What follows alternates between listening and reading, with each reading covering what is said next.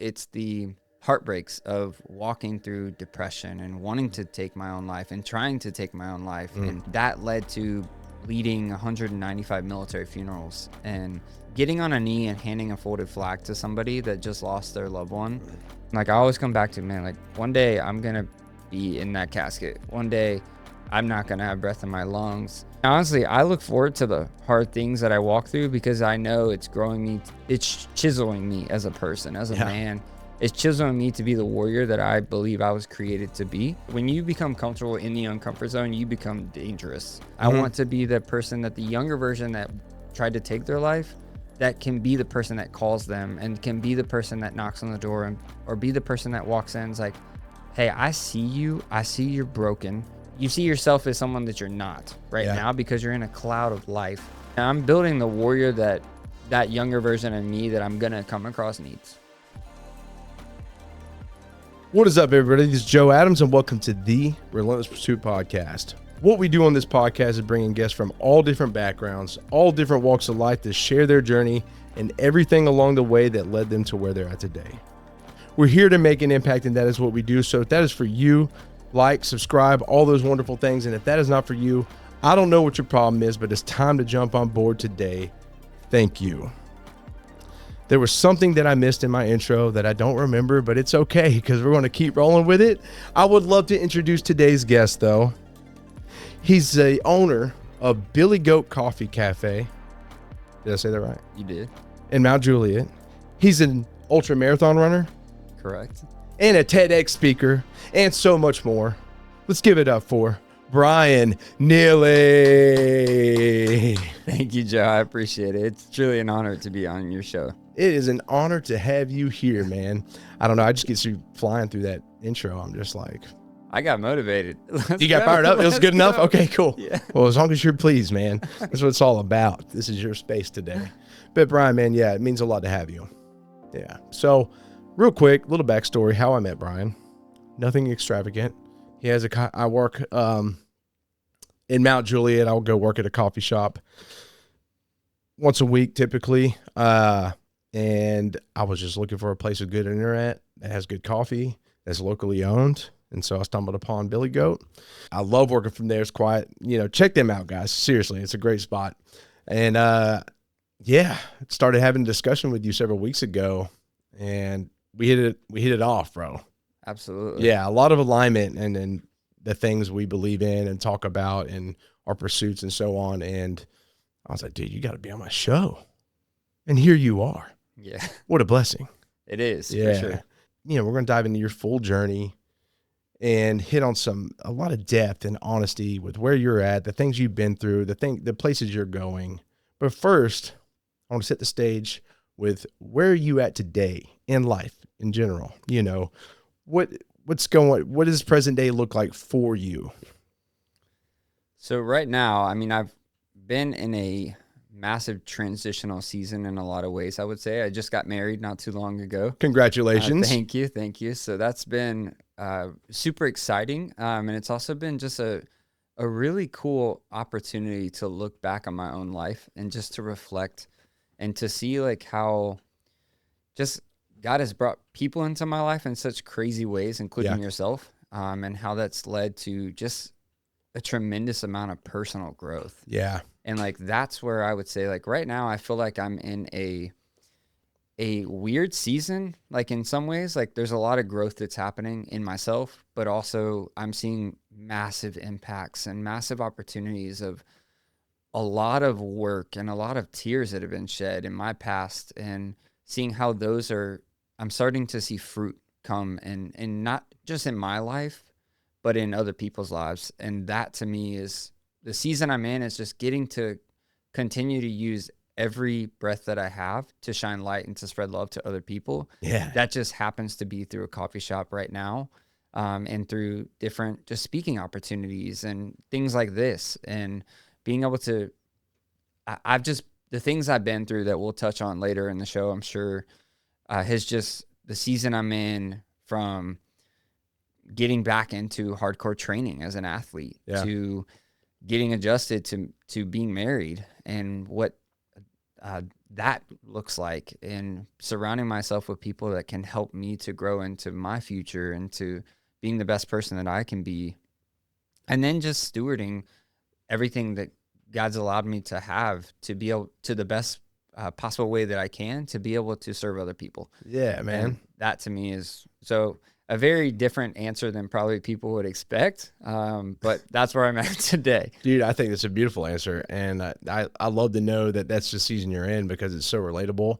There's just a lot of unknown in my life right now, like from where I'm living to I just published a devotional that is like taking that and seeing it impact other people in ways, including myself. And like for me, there's so many unknowns, but there's so much peace in the unknown. It's just like, let's just roll with the punches, man. And let's just enjoy this breath of life that we have today, because tomorrow's not promised. 100%. And that's where I'm at in my, just every part of my life. Yeah, man. I love it. You talk about the unknown, and I can tell you last year, the very beginning of the year, my biggest lesson was to embrace the unknown. Yeah. You know, because for years I was trying to hold control. I wanted to go this way. I wanted to go this way. And it's like, it's not happening, Joe. You can fight it all you want. Just let go. Well, and like for me, it's when you say that, like what comes to my mind, there's a passage in the Bible that is about when Peter steps out of a boat and he walks on water. And like he is, when he focuses on his fears and he focuses on himself, like he sinks in the water. Yeah. But when he keeps his eyes on the Lord and the provider, like he does miracles, like he walks on water. Yeah. And like, to me, that's just where I'm at in my life. And just seeing, it's just walking by, like we were talking before the show, It's like walking by faith, yes. not by fear. That's why literally you take control because of fear. Absolutely. You know, most of the time, because you're worried about what happens if you don't have control over it, right? So, but you think about, but you sink. Yeah. Yeah, but then when you have faith, you're able to walk on water or on the tightrope or whatever it is, right? When you think about too, right? Like when when you're riding in a car, at least for me, like I mean, I like to drive occasionally, but I really like to be in the passenger seat. Really? Just to be able to, I mean, a lot of times just to be able to work on stuff or to just have an opportunity to just enjoy conversations or scenery or whatever. Like, I mean, I go through seasons of wanting either one. Yeah. But I think for me, it's like there's so much more beauty in just not having the steering wheel and just rolling with whatever happens and enjoying the moment. Yeah. But it's so hard. Even like for somebody like myself, it is so hard to do that in some areas of life. Yeah. But there's so much beauty when you just, whatever, like we're going to make the best of whatever happens. 100%. But to get to that point is a daily process. It takes work. It does. I was talking, you know, before we move forward, I was talking on my last episode about the same concept. It is daily work because, you know, personally for me, you know, you get this as an entrepreneur, but like having a family and stuff, and you just got married. So you're going to be you have a family now. Yeah. Presence is huge, being present, right? But also it's a really difficult thing when you're thinking about your family's future and the future of what you're doing. Like, that's good. You've got to think ahead, you know, in order to prepare. But at the same time, you can get so wrapped up in that it pulls you from presence. So it's learning how to bridge that gap, like be present, but also think ahead strategically in a way that doesn't drive you nuts. Yeah. And that's something I've been learning a lot lately. Yeah. And that's a big challenge of mine, to be honest with you.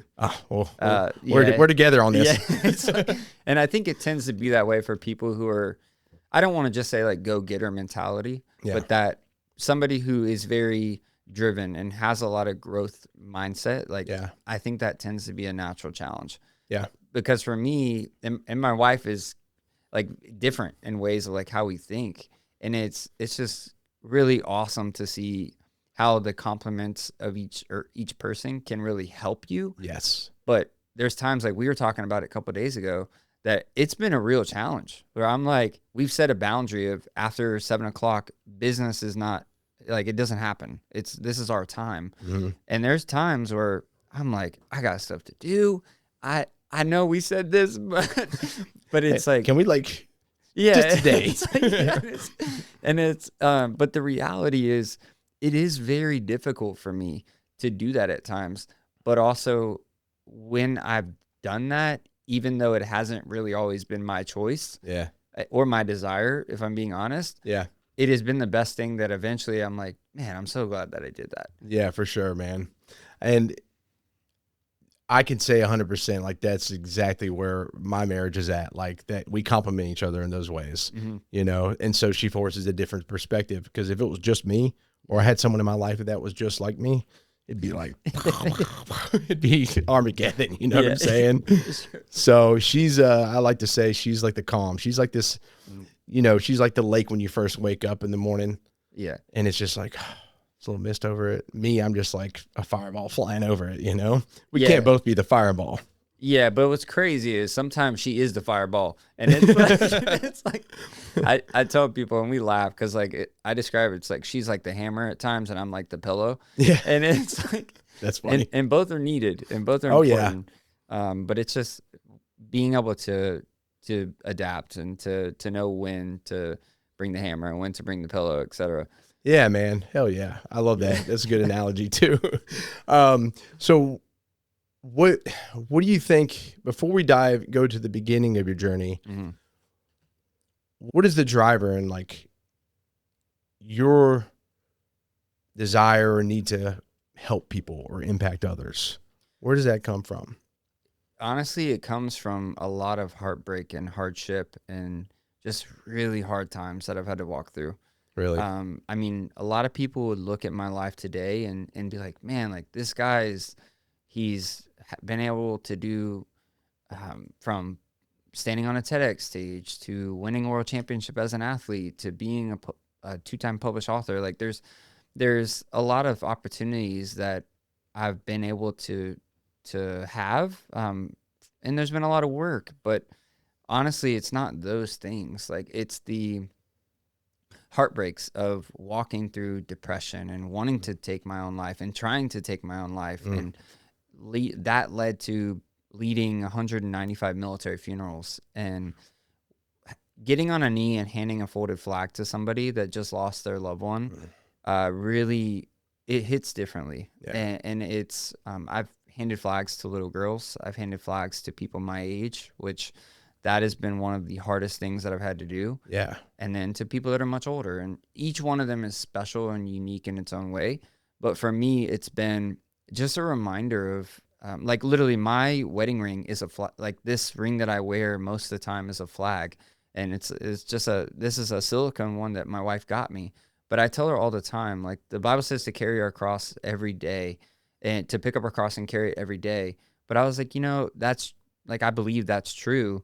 But dying to ourselves is also being able to say, remember, I'm carrying her flag because she's a veteran as well. And, oh, cool. And that reminder of, hey, like when you serve in the military, there's a different mindset. Like you're signing your life away to be willing to, if it happens, like if it's needed to take your like to give your life to save somebody else. And that's where I think putting on the uniform, it speaks differently. And like having had the opportunity to serve people and be the person that gives the last thank you for your service to the person. That's where it came from. If I know where I'm going and I know my timeline to get there is unknown. Yeah. So if today's my last day, every single person that I come across, I want them to know that they're loved, they're seen. And some days, honestly, I fail. Some days I get caught up in my own flesh, my own desires. I'm focused on where I want to be opposed to where I'm at right now.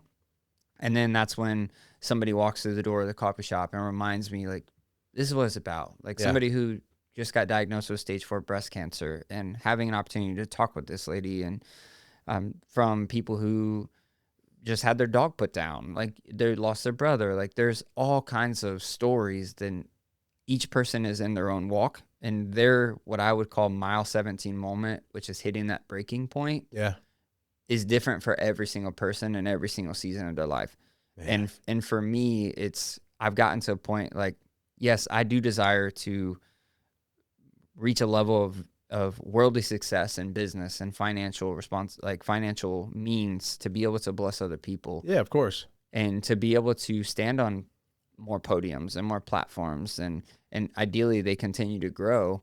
But to me, it's like the person that is homeless on the side of the street is no less off than the person that's either standing in the White House or has millions and millions of dollars in their bank account, like, and flies on private jets. Like, I want to treat you the same every single day. And that is what motivates me. Yeah. Honestly. Dude, I love that, man. And God, you get me you're getting me fired up. Good. Every time I talk to you, I get fired up, Bryan. Good. And going to what you said, man, and a lot of service members or, you know, veterans, even guys that like maybe worked finance or as a cook or something. Yeah. You know, I was on the flight line working on 22s. You know, you hear all these stories about special operations guys or guys on the front line. You probably get it. It's like, well, they actually served, you know, they did this stuff like that. But Yeah. at the end of the day, you still signed the paper. Yep. With the understanding that if you were called to do one of those things and like have to possibly lose your life, that you did that. And then a lot of people, like how many people will be willing to sign a paper knowing that that could be the outcome? Not as likely, right? But still, like you still play a massively important role, and you're still making that sacrifice. But it doesn't sell anybody's journey short. Like I said, people that aren't veterans, because again, like I bet people that didn't serve that have faced battles that I couldn't imagine facing. You know what I'm saying? 100% agree. And some that don't serve will face battles that people that did serve wouldn't even know what to do and how to handle it. Even the toughest people that served, yeah, they'd be like, dude, I don't know how you did that. Absolutely. Yeah. And it's like, I think that's where a lot of people fall into the comparison trap. And it's that's why I say, like, each person's, in my words, mile 17 moment is different. Yeah. And one is not better than the other. One is not harder than the other because it's subjective. Yeah. And somebody who is going through, like, if you were to tell me that I lost a friend, like, it might not impact me the same way as it does somebody else because of what I've experienced in life. Like, yeah, of course, I'm still going to grieve that. Like not too long ago, I lost a really good friend of mine that was a buddy of mine. We both did a lot of obstacle course racing, hybrid fitness type events. And, and he tragically one day, he passed away doing what he loved to do. And to me, it's like, yeah, like that impacts me, but I've had to walk through a lot of grief, and I've seen it become such a blessing in my life and to bless other people. And it's been a ministry platform of mine. Yeah. And whereas somebody else, it might hit them a little differently. So there's no one way is not better than the other. One tragic moment is not easier or harder than the other. Like, each person is subjective. And I think that's where society and a lot of people just like to loop it all in, whereas each person is different. And if you lose somebody, like, I mean, you live long enough on earth, you will eventually. Yeah. And it's the timeline of that grief and the timeline of that healing is subjective. Everybody's journey is unique to the individual. Yes, 100%. Yeah. And you saying that, you know, I have people, because a lot of people I talk to know about my wreck and, you know, that whole thing. And they'll have, maybe they're in the midst of an injury and they're like, yeah, I'm with nothing like you. And I'm like, listen, absolutely. I know what they're getting at, but I almost like, I don't want to hear that, because your journey, you're on your own, man. Don't compare it to mine. Absolutely. I'm not going to look down at you for telling me about what you're going through. Absolutely. You know, I'm not here to compare. I'm here to just like support you in any way I can. Well, and it doesn't even have to be something hard. It's the same with just fitness in general. Like a lot of people, like today I was talking to somebody about this and they're like, well, like I wouldn't want to work out beside you. And in my mind, I'm like, well, I mean, I would want you to work out beside me because I want to see people, regardless of what fitness level they're at, I want to see them do something that's going to better their own health. Yeah. Not just for them, but for the people around them. And there's a lot of people, they think, oh, like you're way better than me. You're way advanced. Like, no, it's just, there's been a lot more time and practice put in place to get where I'm at today in that arena. But if you take me and you tell me to go build a bridge, like, I'm not going to know what to do. Yeah. So it's subjective, and it's like, okay, if I was to plop you in X circle, I may or may not be able to, like, it is all dependent on that person. Yeah. Very well said, man. Bryan, let's take it back, man. Let's take it back to the young days of Bryan. Where do you hail from? And let's dive into your childhood, what that was like, your relationship with your family, maybe some impactful moments or influences there that have translated into your life now, and so on and so forth. So I'll let you run with it. Yeah, so I'm 31 years old as of today. Dude, happy birthday. Well, no, not my birthday's not today. Oh. Maybe I should rephrase that. I said that. I was about to start singing happy birthday. No, so I'm 31, and I've moved literally every 3 to 4 years of my life. I grew up as a military kid. My dad was an air traffic controller in the Navy. He spent 20 years in the service. Okay. And then when he retired, I've lived literally coast to coast. I was born in Cali, moved from Cali to Virginia, back to Cali, back to Virginia, to Hawaii to Tennessee. All over the place. And then in Tennessee is where my last 3 years of high school were spent. So I graduated from there, and then went into Navy ROTC at the University of Kansas. From there, I went active duty myself. That took me to Rhode Island, back to Hawaii to Florida to Chicago area, and then Chicago area to Tennessee. So like I've literally moved every 3 to 4 years of my life. Yeah. But I come from a military family. I have 2 younger brothers. I have a stepbrother as well, that we all consider ourselves like family, blood or not. Like we're like. Since you stated it, sorry to interrupt. Yeah. Because you put an emphasis on that moving every 3 years. Absolutely. I do want to know what that maybe taught you. I think I'm still learning in some ways what that's taught me, but it's definitely built a lot of skills and a lot of things in me there were a lot of challenges as a kid. Like I think stability can be, when you're moving all the time, like it's really hard. Like where do you fit? Yeah, like where do you fit? Like where's home? I moved 6 times growing up, so yeah. Yeah, and like to me, like one of the hardest questions to answer is where are you from? Yeah. And in my mind, like when you ask me that, I am literally thinking, okay, how long do I have to explain this? Do you even care? What direction should I take this? Mm-hmm. And so for me, it's been, it's shown me how important my family is to me, as far as when you move every 3 years, you lose all of your friends. Yeah. And now it's been such a blessing because I can go just about anywhere and I know people, or I know them close by. And like with the social media side of things, it's easier to keep in touch with people. So that's nice. Yeah.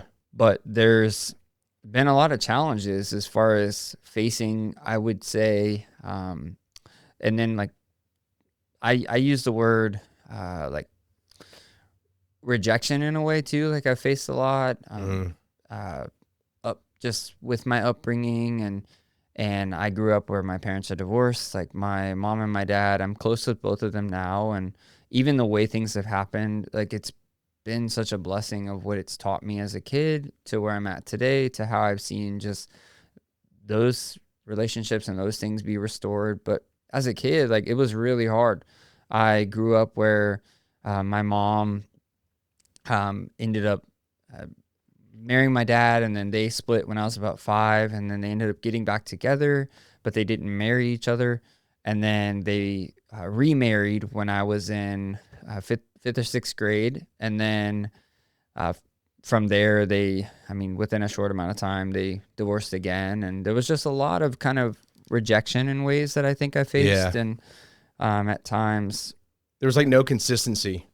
Yeah, exactly. Between that and like the moving so much, you know what I'm saying? Mm-hmm. Yeah. And that's like, that can be tough. Yeah, for sure. And it's also taught me to look and see what could be seen as a negative experience has been, like I tell people, turning obstacles into opportunities. Yeah. And there's every single one of us, regardless of what season of life we're in, like there's a lot of things we can look and we say, this is terrible or this is bad. And as a kid, like I had to walk through my parents' relationship situation. I had to walk through moving physically and seeing my friends move and then me move away from people. And that like pulls at your heart. Yeah. And it makes it hard I would use the word commitment in a way too. It makes it challenging because it's like, oh, they're going to leave soon. So it's that word of commitment, I think, is something that I've seen myself struggle with in the past. Yeah. And then, I mean, I've had my house burned down. When I was in 5th grade, my dad was deployed. My mom was, this is where my stepdad came into the equation, which at the time, I mean, I didn't like how things were happening. Me and my stepdad, when he came into the equation, like we laugh about it now, but like we did not like each other at all. Yeah. And to look back now and to see just how my stepdad is, I mean, I love him. He loves me. He's a big part of our family. And I mean, he's been with my mom for almost 2 decades now, and it's Yeah. been a blessing, but there's been a lot of challenges that we've had to walk through. And moving, I think, can create some tension points. Like, I don't know if that kind of answers your. No, it definitely does. I mean, all that stuff is very impactful because, again, like always trying to, the moving a lot, always trying to fit in. Yeah, You want to, because it goes back to like, where are you from? absolutely. And a lot of people, you think about people who live in Tennessee their whole life, it's like, it's easy for them. Where are you from? Tennessee. Yeah, That's kind of part of their identity.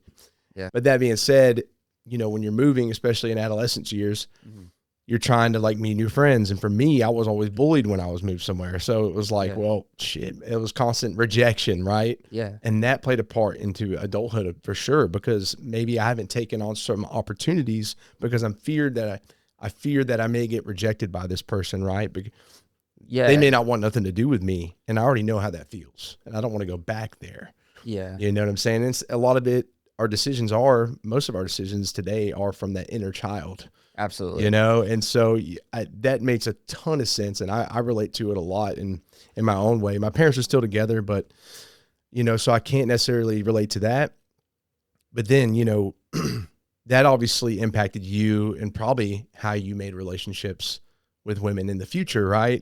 Whenever that came to be, and well, yeah, even with like my wife today, like there's been things that we had conversations about where it was like, whoa, like this is not coming from an experience that I thought it was. Like hard conversations that we had to have at times were triggering moments that I had walked through, but it rooted really from deeper when I was younger. Mm-hmm. And there's things like that there's wounds that really cut deep, and there's a lot of scar tissue over a lot of those because I've taken time to really look myself in the mirror and look and see like not just what am I good at, but what areas of life am I vulnerable? Am I weak? And when I've taken the time to look at those and to, in my belief, like go to the real source and understand like I am broken. Like I am a Christian. I believe that we are all broken, and we are all, as the Bible would say, like all have sinned and fallen short of the glory of God. And it's like, for me, when I've realized how broken I really am as a man, it shows me the strength of really God and how it's changed how my life has changed the more that I've leaned in and seen how broken I am and the things that I've had to walk through. It's been, I mean, some like I can't explain, and some it's hard to look back and to see, but there's so many blessings now. And I don't want to waste time like looking and saying like, oh yeah, this sucked or this is terrible, because it's ultimately, even the hard things that I've had to walk through have built me to where I'm at today. Everything's good or necessary. Absolutely. Yeah. Absolutely. Yeah. And you found the gold in all of it. And I think that vulnerability and that understanding is a powerful thing for you now. Absolutely. Because you're able to share that openly. Yeah. And own it and be like, yeah, this is my experience, and you're okay with it. And there's things that I'm not proud of sharing, and there's things that I'm not excited about, and there's things that I'm like, man, like, yeah, that was a hard time. But because of the scar tissue that's been over those wounds, like I can talk about it. Yeah. I can face it. I can help other people walk through it. Yeah. And I think that's been the biggest thing for me is I've gotten to a point where I've seen the heartbreaks. I've seen the moments where I, quite frankly, chose to quit. I've seen how those things have led to lessons learned and also blessings that have helped other people either walk through their trials or to ultimately avoid that altogether. And I think to me, that's been a huge driving point and just a motivator and reminder of one, like I always come back to, man, like one day I'm going to be in that casket. One day I'm not going to have breath in my lungs. So the more that remind myself of that, and to the world, it sounds insane. And it's like, you're crazy, dude. Why you think about this? Because reality. Mortality is important to think about. Yeah, it's reality. Yeah. And it's like, because of what I've experienced and because of how I've seen just people of all ages in tragic ways. And it's become just a thing that I'm like, man, like to worry so much about this other stuff, it doesn't matter. It's, no. Hey, like I want to use all of these hard things that I walk through. I mean, honestly, I look forward to the hard things that I walk through because I know it's growing me. It's chiseling me as a person, as a man.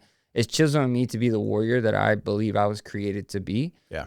And there's battles that right now, there's trials that I'm walking through that are preparing me for the battles that I'm not ready for, that I'm going to be walking in later. Yes, man. And that's been my mindset. It's like, I don't just say bring on the hard times, but in a way it's like I do look for them because I'm mentally already preparing for them. Yeah. Because I know when I come out of it, you're in trouble. Oh yeah. Like that is my mindset now. Yeah, dude. I love it, man. Life built you for what's ahead. Yeah. And it continues to, right? Yeah. And you allow it to build you. You allow it to be not something that makes you weaker, but like it's like going through all that, the suffering forced you that armor to Absolutely. build. You know what I'm saying? In a positive way. So that way you can go in a little bit more. Absolutely. You know, but it's like you allow life to teach you all these things that you've been through to teach you a lesson. You take the gold from all that and you just move forward with it. Yeah. And anything's possible. And you can almost smile at adversity when it comes to you. You're like, oh, you sure you want some of this? You know what I'm saying? Yeah. And it's like in the power of when you surround yourself with people that are with that mentality, that's where it's like, when I was younger, I was like, I want all the people. I want the numbers of being popular and all this stuff, right? And like most people. But I think some people allow that later on in their adult years to control their life. I've gotten to the point, there's a reason why the SEAL teams are small. There's a reason why the elites of the elites are small. Yeah. And I say a lot of times it's because most people just can't hang. They can't. And it's not that they're better than the other person per se. It's just they're sharpened, they're trained. And in certain capacities, in certain arenas, they are better because they're more equipped. Yeah. And they've been through the hard work and they've been through the suffering, and they've turned that suffering into just sharpening and disciplining and chiseling to become the warrior that's ready for life's real battles. And that's where it's like, I don't want to be around anybody that plays halfway. Like I am elite mentality, and I want nothing to do with somebody who's average other than I want to help them rise up. And then when I get to a point where I have risen above the circle that I'm in, then I want to get into another one, but not of the sense of, oh, I'm better than you. I want to help bring the other people up into the circles that I'm continuing to grow into. Yeah. And it's a evolving thing because ultimately in my opinion, you should always be growing in a way of, otherwise, I mean, really, like you're wasting your breath and the purpose that I think each person was put on this earth to live. And it's, that's just my mentality. And it's, a lot of people don't like that, but the people who do are the people that are real, like chain breakers and real movers. And, and it's just a different way of life. And I've grown to the point I want nothing to do with people that don't care. Like to me, it's more fun when you're around people who are aligned, who really want to make a difference. Yeah. And that takes going into the trenches and not being afraid to carry a flag and to go into the hard times. And like, I long for those opportunities because I know that I'm tough enough to do it because I know where my strength comes from. Yep. And that's ultimately, that's what really motivates me. Dude, I get fired up. I love it, man. No, you are fired up. And I think about it as something me and my brothers talk about. A part of our oath is like, I am the apex predator. That's something we say. But when you think about it, like becoming the apex. I think it's such a powerful, I love the term apex. It's the tip of the spear, you know, it is like the peak.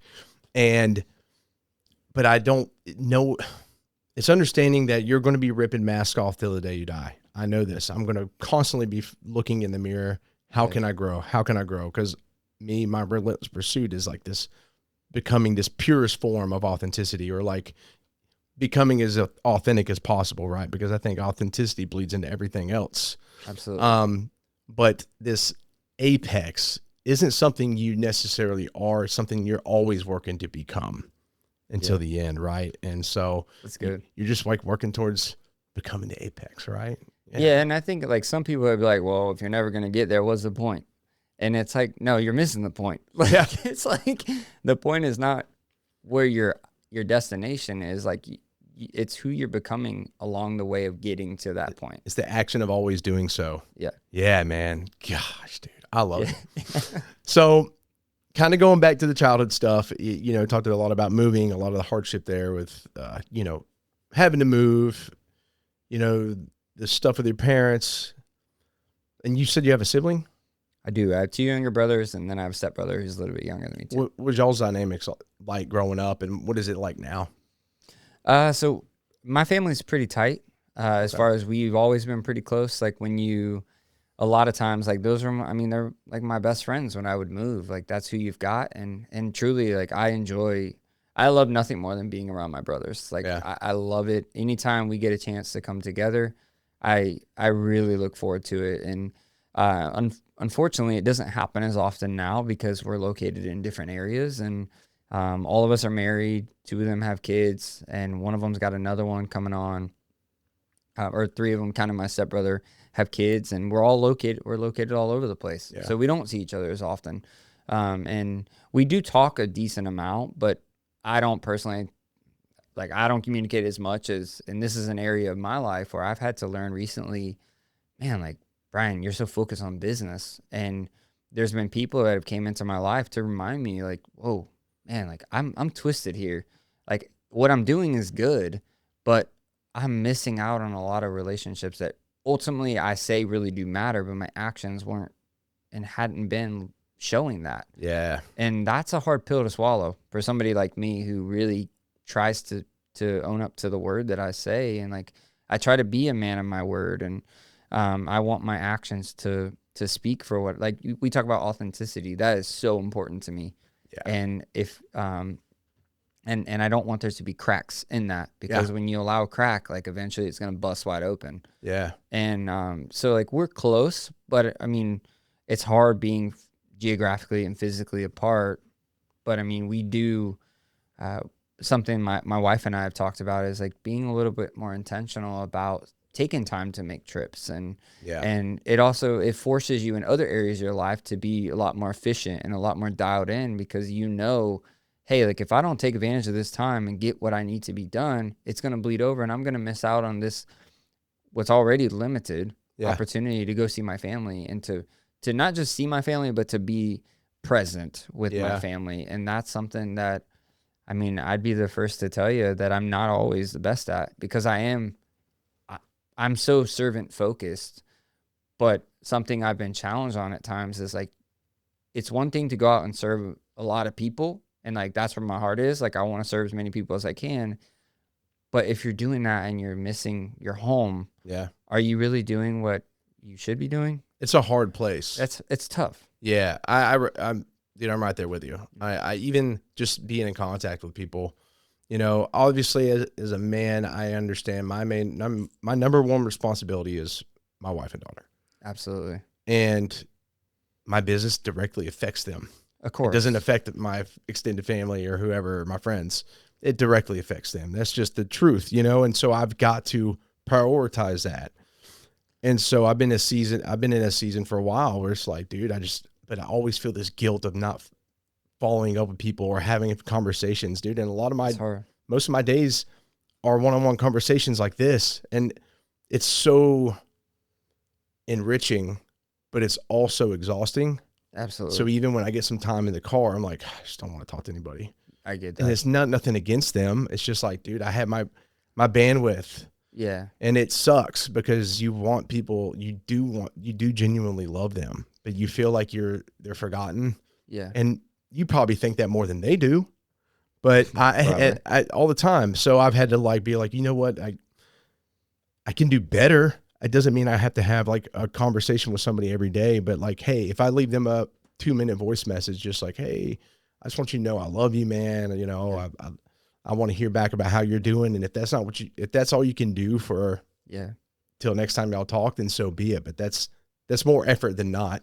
Yeah. And I think something I've been holding on to a lot more lately is building the business around my life, not the other way around. Yeah. And that is so hard. But one thing I've been seeing more and more, it's so freeing. And when you take into account like what we talked about already, like how short life is and how much you want to be present, it's to not do that. It's a disservice, like not just to other people, but to yourself. Yeah. And I think that's something I've been learning a lot lately is I'm trying to build the business around my life. Now that doesn't mean I'm just going to sit and do nothing. Yeah. But it's like I'm trying to build something impactful that is going to continue to serve people, that when I'm not a part of it, it's going to keep serving people. Yeah. But while I can, like I want to, and that doesn't mean like you're going to take your foot off the gas and just relax and do nothing, but it's being intentional about, hey, every decision I make needs to align with ultimately my goal. And it's, hey, like my first responsibility is to serve my wife and to be somebody who can lead my wife. And that means I still have to work on myself. Because if I'm not putting in the time of working out and being mentally and physically sharp, just as much, like, and even more so being spiritually sharp, like, then I'm not being the man that my wife ultimately needs. Yeah. Because I'm not able to lead her the way she needs to lead. Yeah. And my wife is a hammer, man. And she's a go-getter. And she's somebody who, she has a different mentality in a lot of ways, but she's somebody who holds me to that. And like being with somebody like that, it requires you, and honestly for me, it motivates me and it lights a fire in me to want to be better. Yeah. Because I want to lead the people I love. And that's in family, but also in business. Like my employees, I see them as like family. Yeah. And to me, like everyone I come across, like family, like, cause that's just how I try to do life. Yeah. And now there's some family members that I would say are family quotations that I don't really care if I see again. And that's just life. It's just the truth too. Yeah. And it's like, it's harsh to some people, but I think you have to be intentional about, and something I think it was our first conversation. You said like, man, when you know that I made it, I'm not going to be driving a Porsche. I'm going to be driving a, like a hearse. Yeah. And I was like, I like this guy. Because it's such a reminder, like, man, there's so much to that. Yeah. And it's funny to say, like, when you said it, we both laughed, but there's a lot to that when you really peel it back. And there's some really big life lessons that I think people can take away from that. And to me, like from the moment I met you, I was like, this is so cool. I appreciate that, man. Hell yeah. You know, it's something that goes along with what you were saying about quotations, you know, it's like, hey, you know, it's fine. And I think that's a big thing when it comes to boundaries, you know, like also you got to have the people that are aligned with your life are going to respect that, you know, and absolutely you got people that just don't. And it's okay to like, you don't have to be super close with every family member. If they're not in alignment with who you are, then why? You know, and I just had to get, that's hard. It goes back to a saying I heard from a friend years ago, and it's something I constantly bring up: be a lighthouse on a tugboat. Yeah, that's you good. know. So if you're constantly trying to pull everybody, you're not going to get anywhere. You know, you may very slowly, but if you're the lighthouse and you shed that light, like the right people are going to pull up to that and be in alignment with you. Dude, I think that's so crazy because this building that we're in is literally like the lighthouse, Bro, like the name. When I realized that, it was a sign. Yeah. I was like, this is the lighthouse building. Like there's something about that. Yeah, that's good. It just sold me on it even more. Yeah. Yeah, dude, definitely. So yeah, and like for me too, like I think a lighthouse has been something that I think you tend to only see the lighthouse in the dark, right? Mm-hmm. And it's like when when you go through hard times, that lighthouse really shines. If if it's doing what it's supposed to do, it shines brighter when it's dark. And it's no different in life. Like when you're doing what you, as in my words, like the warrior that you were created to be as a man and a leader, when you're doing what you were put on earth to do, you're gonna shine. And when life gets dark, it's gonna shine even more. Yeah. And in my case, like in my belief, it's like, man, like when I'm focused on what I'm on, ultimately, like my source of light that dwells within me, like when I'm focused on that and I'm focused on doing what I need to do to be the best person that I can be in the season that I'm in, and that's going to change in every season of life. Yeah. Like it's going to continue to shine no matter how dark life gets. Yeah. And like you can have security and knowing, like being a Navy guy, like there's been times we pulled in a port, we literally navigate by lights. Yeah. So it's being able to see, like, man, that lighthouse is helping you to navigate to where your destination is. Yeah. And that destination is going to change at times. Your perception of it is going to change, but that light is still there. Yes. And like, that's where it's even thinking just now, it's like, you're going to go through seasons of life, just like in an ultra marathon where it's like, man, this sucks. And I need my aid station immediately. Yeah. But it's miles and miles away. And it's like, you have to figure out how to get to that next spot. And it's different for each person in different seasons of life. And that's where I think there's beauty in it, but it doesn't take away the hardship and understanding, like, man, when life gets dark, the light's still there, but sometimes it seems like the light's never coming. Yeah. And it's like becoming self-aware, not so self-aware to you where like you're not necessarily focused on external light. Yeah. It's about, like, to me, it's like, dude, how do I make this light as bright as it possibly can be? Absolutely. What do I have to do? Because the more I focus on that, the better everything around me illuminates. Absolutely. You know what I'm saying? Well, and I think for me too, something that I've had a switch flipped in me is, it's not even about the people that I like, the light in me reaches. Sometimes it's like, and this has been something that was honestly hard for me to take at first, as far as I might be able to impact a certain amount of people with the light that I have. Yeah. In the platforms and opportunities that I get. But if I can brighten somebody else's light that has a much bigger impact or influence than I do, or I ever will, Yeah. then ultimately that's what it's about. Going back to childhood, you know, listening to your story, there's a lot of emphasis, especially here in your life now, of like leadership, faith. It's one of the biggest things, and resilience. Yeah. What are some early signs of those things in your life? Yeah, I would say, I mean, as a young kid, just growing up, different challenges that I faced, from just things with my parents to moving around to just being a kid that's grown up, and different challenges that I saw my dad walk through. I think I contributed a lot of the way I am today to my dad, and just how much he really took on the responsibility of leading his kids and not just being their best friends, but really like there were times where I was like, man, I was so frustrated and I didn't understand. But now I look back and I'm so grateful that little things, like my dad wouldn't allow me to quit. He's like, I remember in high school, I had just moved to a new school in Tennessee, and I had came across the baseball team. So I played football and baseball in the new school in Tennessee that I went to. And, at the time I was playing football, and I found out that the baseball team was going to have like practice or whatever. And I was like, well, I didn't even get a chance to try out. So I ended up reaching out to the coach and went down, and he let me, because of my circumstance, he let me to go try out. So he's like, hey, you'll have a 3-day tryout. Day 3 comes around, I hear nothing. So I'm like, well, did I make the team? I have no idea what's going on. Yeah. This went on for a couple weeks, and I remember telling my dad, like, I'm not doing this. Like, the coach is at Clarksville High School, and he's still the coach today, and he has built a program. The first year that I was there was his first year as a coach there, and he used to be a collegiate coach for a long time, and he runs the team like is their profession, and a lot of people don't like that. And I remember the first interaction I had with him, we were having batting practice, and he's like, Neely, why can't you get a bunt down? And he's like, get out the cage. Don't come back until you can get it down. So I'm Go like, think about this. yeah. So I remember telling my dad, I'm like, Dad, I don't want to work. I don't want to play for this guy. He's a jerk. And like, I'll go run cross country because I can be good at this. And I know, and it was honestly the easier route to take. And my dad was like, no, like, it's okay. Like it's not okay to start and then to quit. If you realize like, hey, this is not something I want to do, that's different. Yeah. But you're not going to quit in the middle.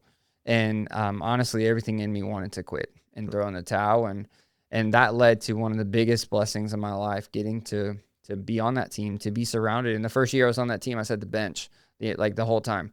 And you just talk about growing up as a kid, being the superstar athlete on most of the teams that I was on, being the captain, being the one that everyone looks to as a leader, and being one of the most talented people on the team, to going to a bigger school where I'm no longer the best on the team. I'm literally sitting the bench, but that year of sitting the bench helped me to understand the game in a whole nother way because of the coach that I had, because of how he taught and how he led and how he didn't put up with mediocrity.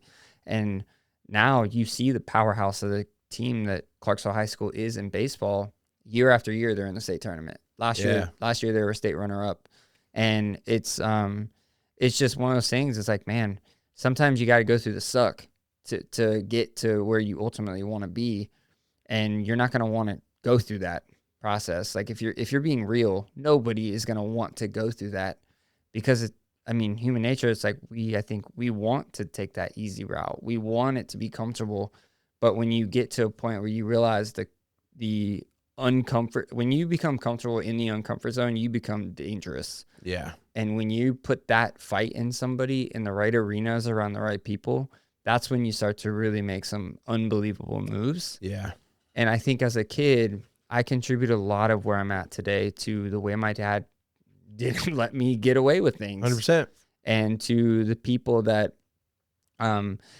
were just surrounded me, and the people that I chose to be around. And I was always this, like, I want to learn, I want to get better. I was always competitive, but I don't know, throughout life, the people I was around just lit something else in me. There's something to be said about that coaching is huge too. Absolutely. You can have all the skills in the world, but if you're not prepared for the other storms that are going to come, because they will. Yeah. And you don't know the storm. You don't know what you don't know. Yeah. And that's a big thing too. Like whether it's in business and life and fitness, it's like, I help coach people in different things, but I also have coaches in different areas that help me to grow, because they've walked through things that I quite frankly just don't understand because of the situation I'm at in my own life. Yeah, like, for sure. And that's like, even with just getting married, like I value being around people that have been married for a while, that have the same values and are striving to live a life in a marriage that is healthy. Yeah. And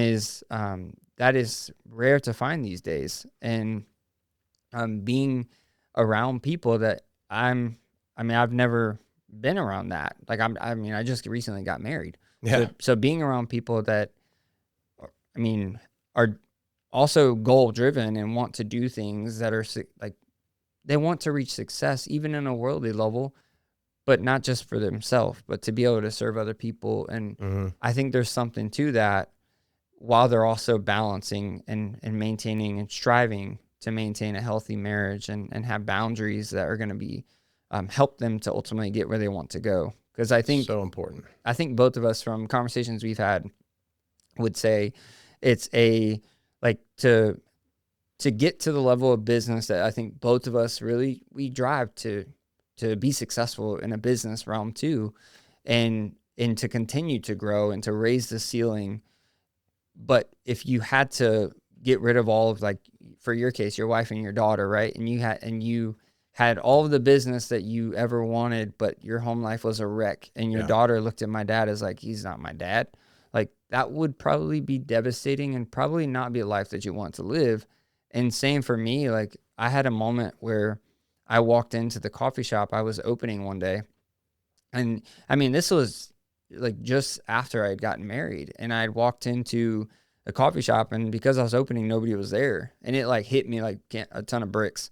I was like, if this is all I'm doing, I don't want this. Like and it wasn't a fact of like, man, I'm doing something wrong. It was just a reminder of, I don't want my heart to get so caught up in all I want to do is reach business success, even though Yeah. the business is impacting people in massive ways.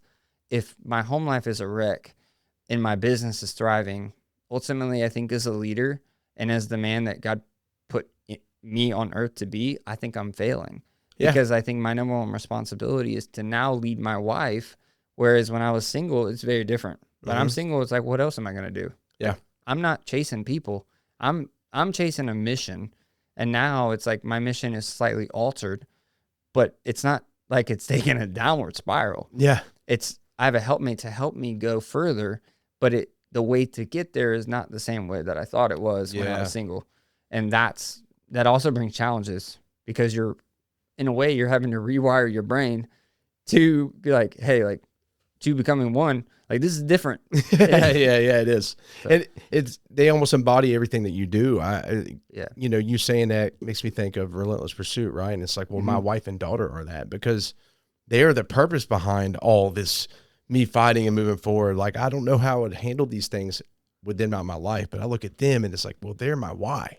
Yeah. They're my purpose. They're what keeps me going. They're the reason that I got to keep going. You know what I'm saying? So if I'm pouring everything into my business and like shunning out pretty much what is the why behind it all anyways, then what's the point? And I got to sit back at one point in my life and be like, if everything burned down around me, my business, right? If it burned down today, what do I have? Dude, I got all the success in the world. I got a beautiful family. Okay. That's number one. And it takes a lot of intention, man, because you hear about, you know, I hear all these huge entrepreneurs that are like, oh, you know, they just got to deal with it. And it's like, okay, well, let's see how you feel down the road when they're like in your final days. There was one guy that was like, your kids don't need no more. My kids are done with me after 20 minutes. So I schedule off 20 minutes with them and then they do their thing. And I'm like, bro, if my daughter could have me to herself all day long, sure shit she would. Like, I don't know. I'm sorry your kids are done with you after 20 minutes. That should cause some reflection. Absolutely. But my daughter is obsessed with me. We got a powerful bond. That's awesome. And yeah, man, we're so, I mean, even at our age, we're just so close. It's such a unique thing. I never want to lose that, man. Yeah, that's good. Because all this material crap that I'm building could be gone like that. Yeah. And those relationships, that matters. Absolutely. Yeah. That's good. But again, it's good that you have that kind of self-awareness. And that's one of the most valuable things that you can have is the awareness is the key, right? But then taking action with it. Yeah, absolutely. And I mean, I think it's important to stay alert, right? And to stay on guard. And it's like, I think about like with my wife, like I see it in like back in the day, like shepherd type terms, right? Like that's my flock that I'm going to lead and shepherd. And I need to do the work that it takes to be prepared to be able to face those bears and those lions and to be able to defend my flock in a way, whether that's business, family life, whatever it is. But it's also like it's remembering you have to still do the things in your own life to prepare yourself and to grow, because those challenges and obstacles in life are probably only going to get harder and harder in a grand scheme. But it's remembering like, hey, it's not just about me, right? Like there is a flock that's depending on me to lead, and then being able to like that is, I imagine like a shepherd back in the day, like that is their pride and joy. Like, man, this is my flock. I want to lead you to the still waters, and I want to do this and that. And that flock also trusts the shepherd. Yeah. And it's like, and you have to give them a reason to trust you. Yeah. Like, right. Yeah. They're not just going to follow you just because. Right. Absolutely. Exactly. Dude. Right. Woo. Jesus. I mean, yeah. I mean, that's on point, man. I mean, and that's the whole thing. You can sit there and think you're leading all day, but if you look back and they're not there because they're like, dude, why would we follow this guy? Absolutely. Yeah. Man, I love it. So briefly dive into like what led you in the Navy, becoming an officer and all that, and what you did and how long you were in, stuff like that. Yeah. So I was active duty for just under 6 years. And I served in the reserve component for about 3. Okay. So I grew up in a Navy family. I wanted to be a pilot as a kid, had some opportunities to get to fly, and was like, man, like this, like I've flown inverted in aircraft. I've flown in barrel rolls. I've done some really cool stuff. I've been in helicopters, been in trainer jets, and was like, man, like this is so cool. I want to be like Top Gun. Yeah. And I had opportunities to fly and was like, man, this is no offense to pilots, but I was like, this is boring. and I have a lot of friends that are pilots, but for me, it was like, I don't want to do this for a career. And then I just was like, I want to work with the best. I want to be spec ops in the military. And I had opportunity to earn a full Navy ROTC scholarship. So I turned down opportunities to go play like smaller colleges just to play. I wanted to try and play football and baseball at a smaller college. And when I got my full ROTC scholarship, I was like, this is an opportunity financially to provide me a next step to a potential career that is a massive blessing. Is going to set me up for life. Because my main focus was, I don't want my future family and I don't want my brothers, like if they need something, I want them to have, I want to be able to provide, and I want to be able to help them. And like I had to take, even though I had a full scholarship, I went to school 9 hours from my dad and 18 from my mom. So for me, I still had to take out loans to be able to pay for where I was living because my scholarship didn't cover that. So I was very intentional. Like this is an opportunity I can't turn down. Yeah. So that's what led me into the Navy. And then throughout college, that shift of wanting to be a pilot to wanting to go spec ops became a real thing. I worked a lot with my mentor in college was a prior enlisted infantry guy in the Marines, and then he became an officer in the Marine Corps. And I spent a lot of time working out with the Marine options in our unit. And I was like, man, I want to do this. I want to do the green side of the Navy. And came to find out I have a red-green color deficiency that DQ'd me from even having that opportunity. Yeah. And it devastated me. And I mean, I went from literally like I had everything planned. Like I'm going to go talk to my executive officer and tell him I'm done, take my scholarship, don't care. And just the right person was put in my path at the right time to remind me, hey, stay the course. And I wanted to quit. And honestly, it was just more of taking the easy path because I wasn't going to be able to do what I wanted. And, but it was a real deep dive into depression and into just hardship and questioning a lot of things. Like, what is the point? I didn't sign up for the military to be a logistics guy. Even though now I would tell you that's the best thing that happened to me. Do you think maybe, not to interrupt you, but do you think maybe the rejection aspect from childhood played a part in that? Like you felt like 100%. And rejection from childhood is played in factors of career, relationships. Later in life, I faced rejection in the career, and then also in like future. When I was leaving the military, I've really wanted to be a special agent in just in career side of things. Like I'd wanted to do that, and I honestly thought I was going to get a chance to do that, and I got rejected. And then and I would change the term from rejection to redirected in a way of it.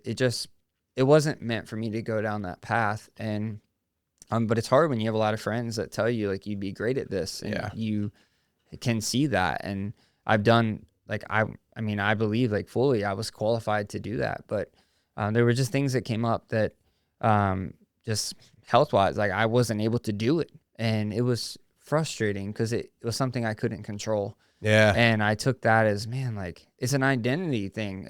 When you take off the uniform, that's a big thing in itself. Like that, there's so much identity, I think, that's formed in being in the service. Yeah. And a lot of vets struggle with that. Oh, yeah, a lot of them do. A lot. And it's valid. And I completely understand it. I've walked through it, but then like I've realized and I faced that in the service. I faced it in the law enforcement endeavor desires and it wasn't just once. It happened several times.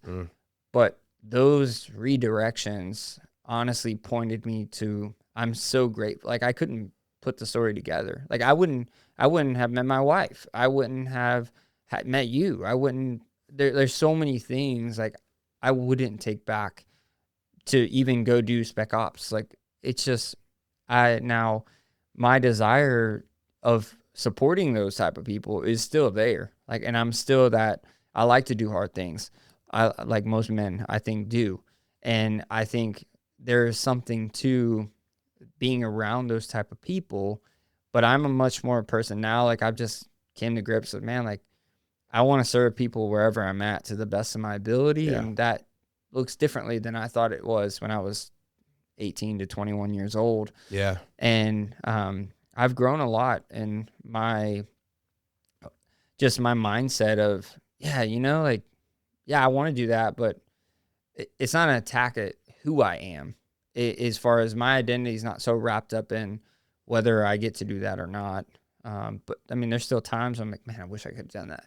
Or I wish, like, what would it be like if I did that? And that's, I think that's just human nature. Yeah. I think it's just, but something you said, man, looking at it as redirection. Mm-hmm. You know, if the more we look at it as rejection or like I failed at this or whatever the case is, you know, past instances, well, then we're going to be constantly led into those. Absolutely. The door getting shut rather than being like, man, they were shut for a reason to leave me. Cause I could look back and there's a lot of decisions I've made in my life that I'm not necessarily proud of by any means. Absolutely. But I'm not that person anymore because of those experiences. Right. And so like, I don't look back at anything in my life and wish any of it in God did a different direction. Yeah. Like where I'm at now, it's like where it all put me. Even things that, whether it was by choice or just things that happened to you in life that have pointed you, it's like those have become opportunities for me to walk with other people through. Mm-hmm. And like and it's not always the same surface package, right? Like sometimes somebody could just not get a career opportunity they wanted. I've walked through that. Yeah. Like, and how do you turn that into not just a blessing, but something that ultimately you're like, I wouldn't have wanted to go down that path anyways. Yeah. Because one, I would be a completely different person and I'd be in a completely different state.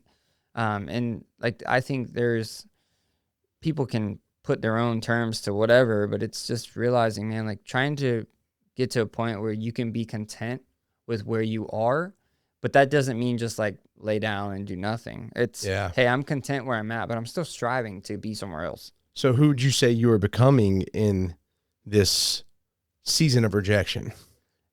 I would say I'm becoming a warrior that's not afraid to go into the deepest, darkest trenches of life and to face whatever enemy is put in front of me because I know who I am and I know the strength inside of me. Like I have nothing to fear. And when I'm dead and gone, like I'm in a better place. Yeah. And now it's like I don't just walk around like, oh, I want to die today. But I realize like life is short and I want to be that person that's the younger version of me needs. Mm-hmm. I want to be the person that the younger version that tried to take their life, that can be the person that calls them and can be the person that knocks on the door or be the person that walks in and is like, hey, I see you. I see you're broken. I see you're just in a state of depression and you see yourself as someone that you're not right now because you're in a cloud of life because you have, whether it's in people's opinion valid or not, it doesn't matter. To that person, it's valid because there's people out there that want to take their life. There's people out there that are taking their life. Mm-hmm. I want to be that person. If I come across somebody that's in a place where they're struggling, I want them to see my life and be like, man, that dude really cares about me. Yeah. And it's not because of what they can provide. He really cares because he just genuinely wants to shine light to people and wants them to get out of the mile 17 moments that he was in. Yeah. And that's what honestly lights a fire inside of me that I would say lights a bomb inside of me to just explode and want to be that. Like when a bomb goes off, it's not just the effect of the actual bomb, it's a radiation that continues to carry on. That's what I want my life to be. 100%. I want it to be something that like, it's people are like, man, like something was different about that person. Yeah. And then it like, they just, I don't know. I want my life. I want everything I do to be that way of just not being afraid to walk into the trenches and be the person that's like, if somebody has a hard time, like I'm there. And sometimes I just am there. I don't need to say anything because honestly, that's usually what people need more than anything.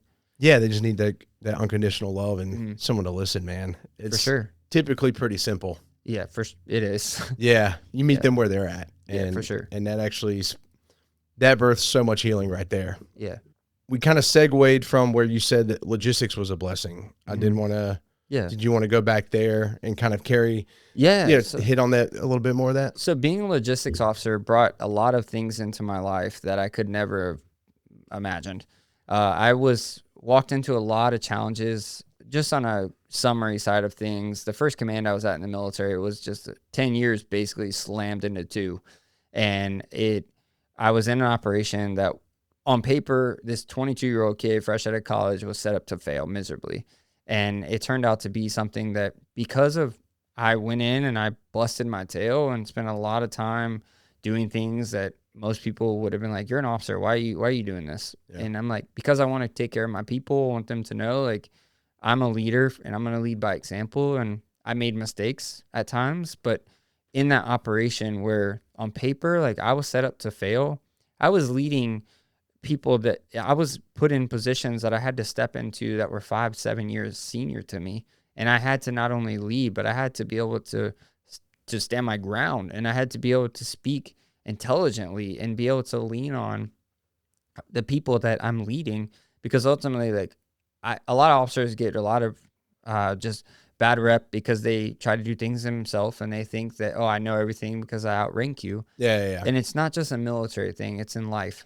But the logistics side of things, realizing the operations I've had to lead in all side of things, whether it's surface side of the Navy, aviation side of the Navy, or doing a bunch of military funeral honors side of the Navy, there's been a lot of things and people I've had to learn how to communicate with. I've had to plan ahead. I've had to walk into a lot of things that you think it's going to go one way and it goes completely opposite. Mm-hmm. And you have to be able to not just adapt, but you have to be able to perform at a high level in those environments. No matter what scenario. Right. So like that's the part of logistics, I think. And it's just fun, like problem solving. Yeah. And it's helped me a lot to where I'm at today with business and life and balancing and planning and things that I was in very stressful environments, and I had to learn how to adapt and be calm in those environments.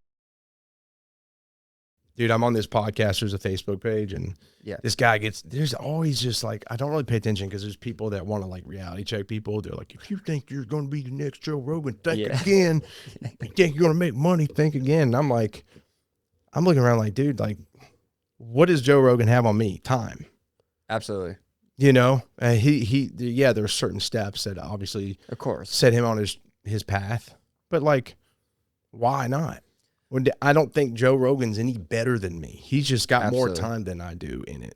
Absolutely. And it's like, and it's like, you might never get to the point of Joe Rogan is on a platform side of things. And it's like, okay, that doesn't mean what you're doing is invalid. Yeah. But you might get to a bigger stage than he's at. Like, you don't know. You're only going to know if you keep going. Yeah. Yeah. And it's like, there's a lot of things like, I mean, I have had so many nights where I'm by myself in my house, and I'm just literally, I will get up and I will speak as if I'm like, in my mind, I'm speaking in front of millions of people, and I truly believe it and I feel it.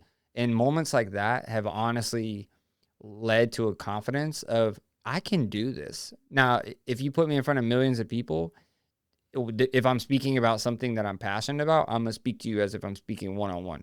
Yeah. It doesn't matter. Yeah. Now, so there's just so much, I don't know. I think there's a lot of people, they just want to put you down and say, you can't do that, because they can't. Because with their mentality, they never will. Oh, exactly. If that's your mentality, then I'm sorry for you. Yeah, it's like, why? You're limiting yourself, but don't put your fence around me. I'm not in that crap. You know what I'm saying? Yeah, like, why? And that's where I'm like, if you want to get yourself out of my circle, the first thing you can do is just be negative, because I want nothing to do with negative people. Like it, and I try to be that person that's also, hey, okay, if you tell me that you want to run $1 million business, it's gonna take certain strategies, it's gonna take certain level of work, and it's like, hey, if you say you want to do this, you have the goal now. Just you have the finish line. You're gonna have obstacles that come up. Keep your eyes on the finish line and just find a way to get through the obstacles. Yeah. And if you keep that mentality, surround yourself with people that are going to help you get through those obstacles. Yep. Because eventually you're going to face an obstacle that you can't get through by yourself. Yep. And it's like, and that's the type of people I want to be around. I want nothing to do. That's the biggest pet peeve of mine is, I would say, people that are just negative because they're projecting themselves and their lack of willingness. It's like, no, surround you. Like, who doesn't want somebody in their corner that's like, you can do this if it's legit? Yeah. And it's like, and there's not just a cheerleader mentality, but somebody who's going to be there to pick you up when you're down, but also be there to light a fire in you when you're a little off guided, because they know it's that coach thing that we talked about earlier, that you need a coach in your corner to be able to get you to that next level that you don't even know right now you can get to. 110%, bro. Like, that's what lights me on fire. When I listen to, like David Goggins. I listen to David Goggins, whether people like him or not. I don't speak like David Goggins, but there's things that he says. I'm like, this dude's legit. And he's got a real powerful story. Yeah.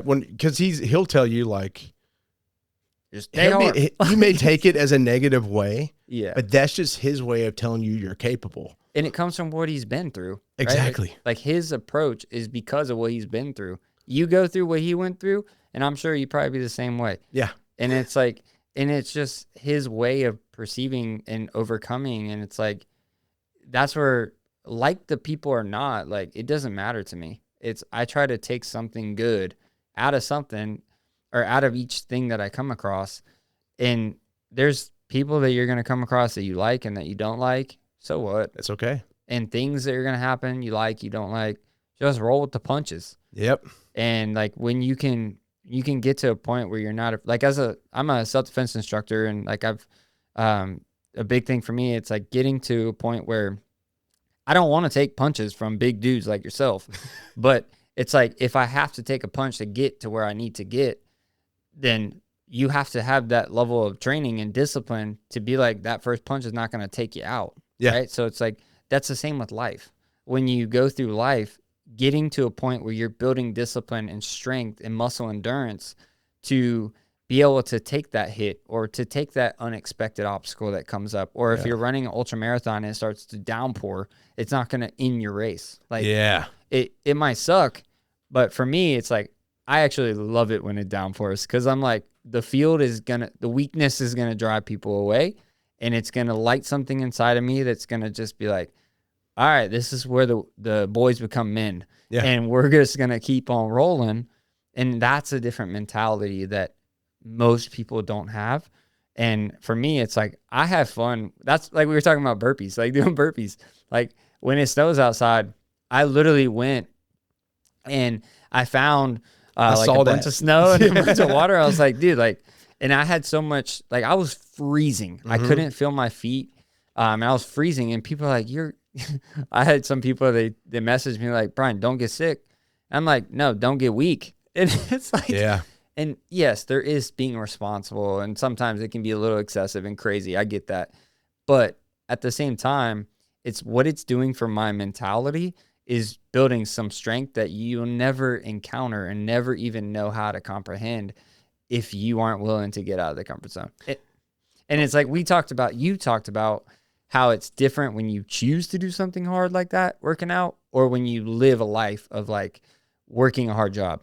Yeah. It's two different things, because it's a level of mentality. Like, hey, I'm choosing to do this is a lot different than I have to do this to provide. Yeah, because there's power in, because you're choosing to do something uncomfortable, and it doesn't pay any bills. It doesn't do any of that. So, massive difference, man. Like, it's building for me, I'm building the warrior that younger version of me that I'm going to come across needs. Yeah. That's my driving force. It's like, I'm going to build myself to the best way that I can, and I know how, to somebody that is going to become, quite frankly, I'm never invincible, but it's like you're relentless at whatever you're pursuing, like literally.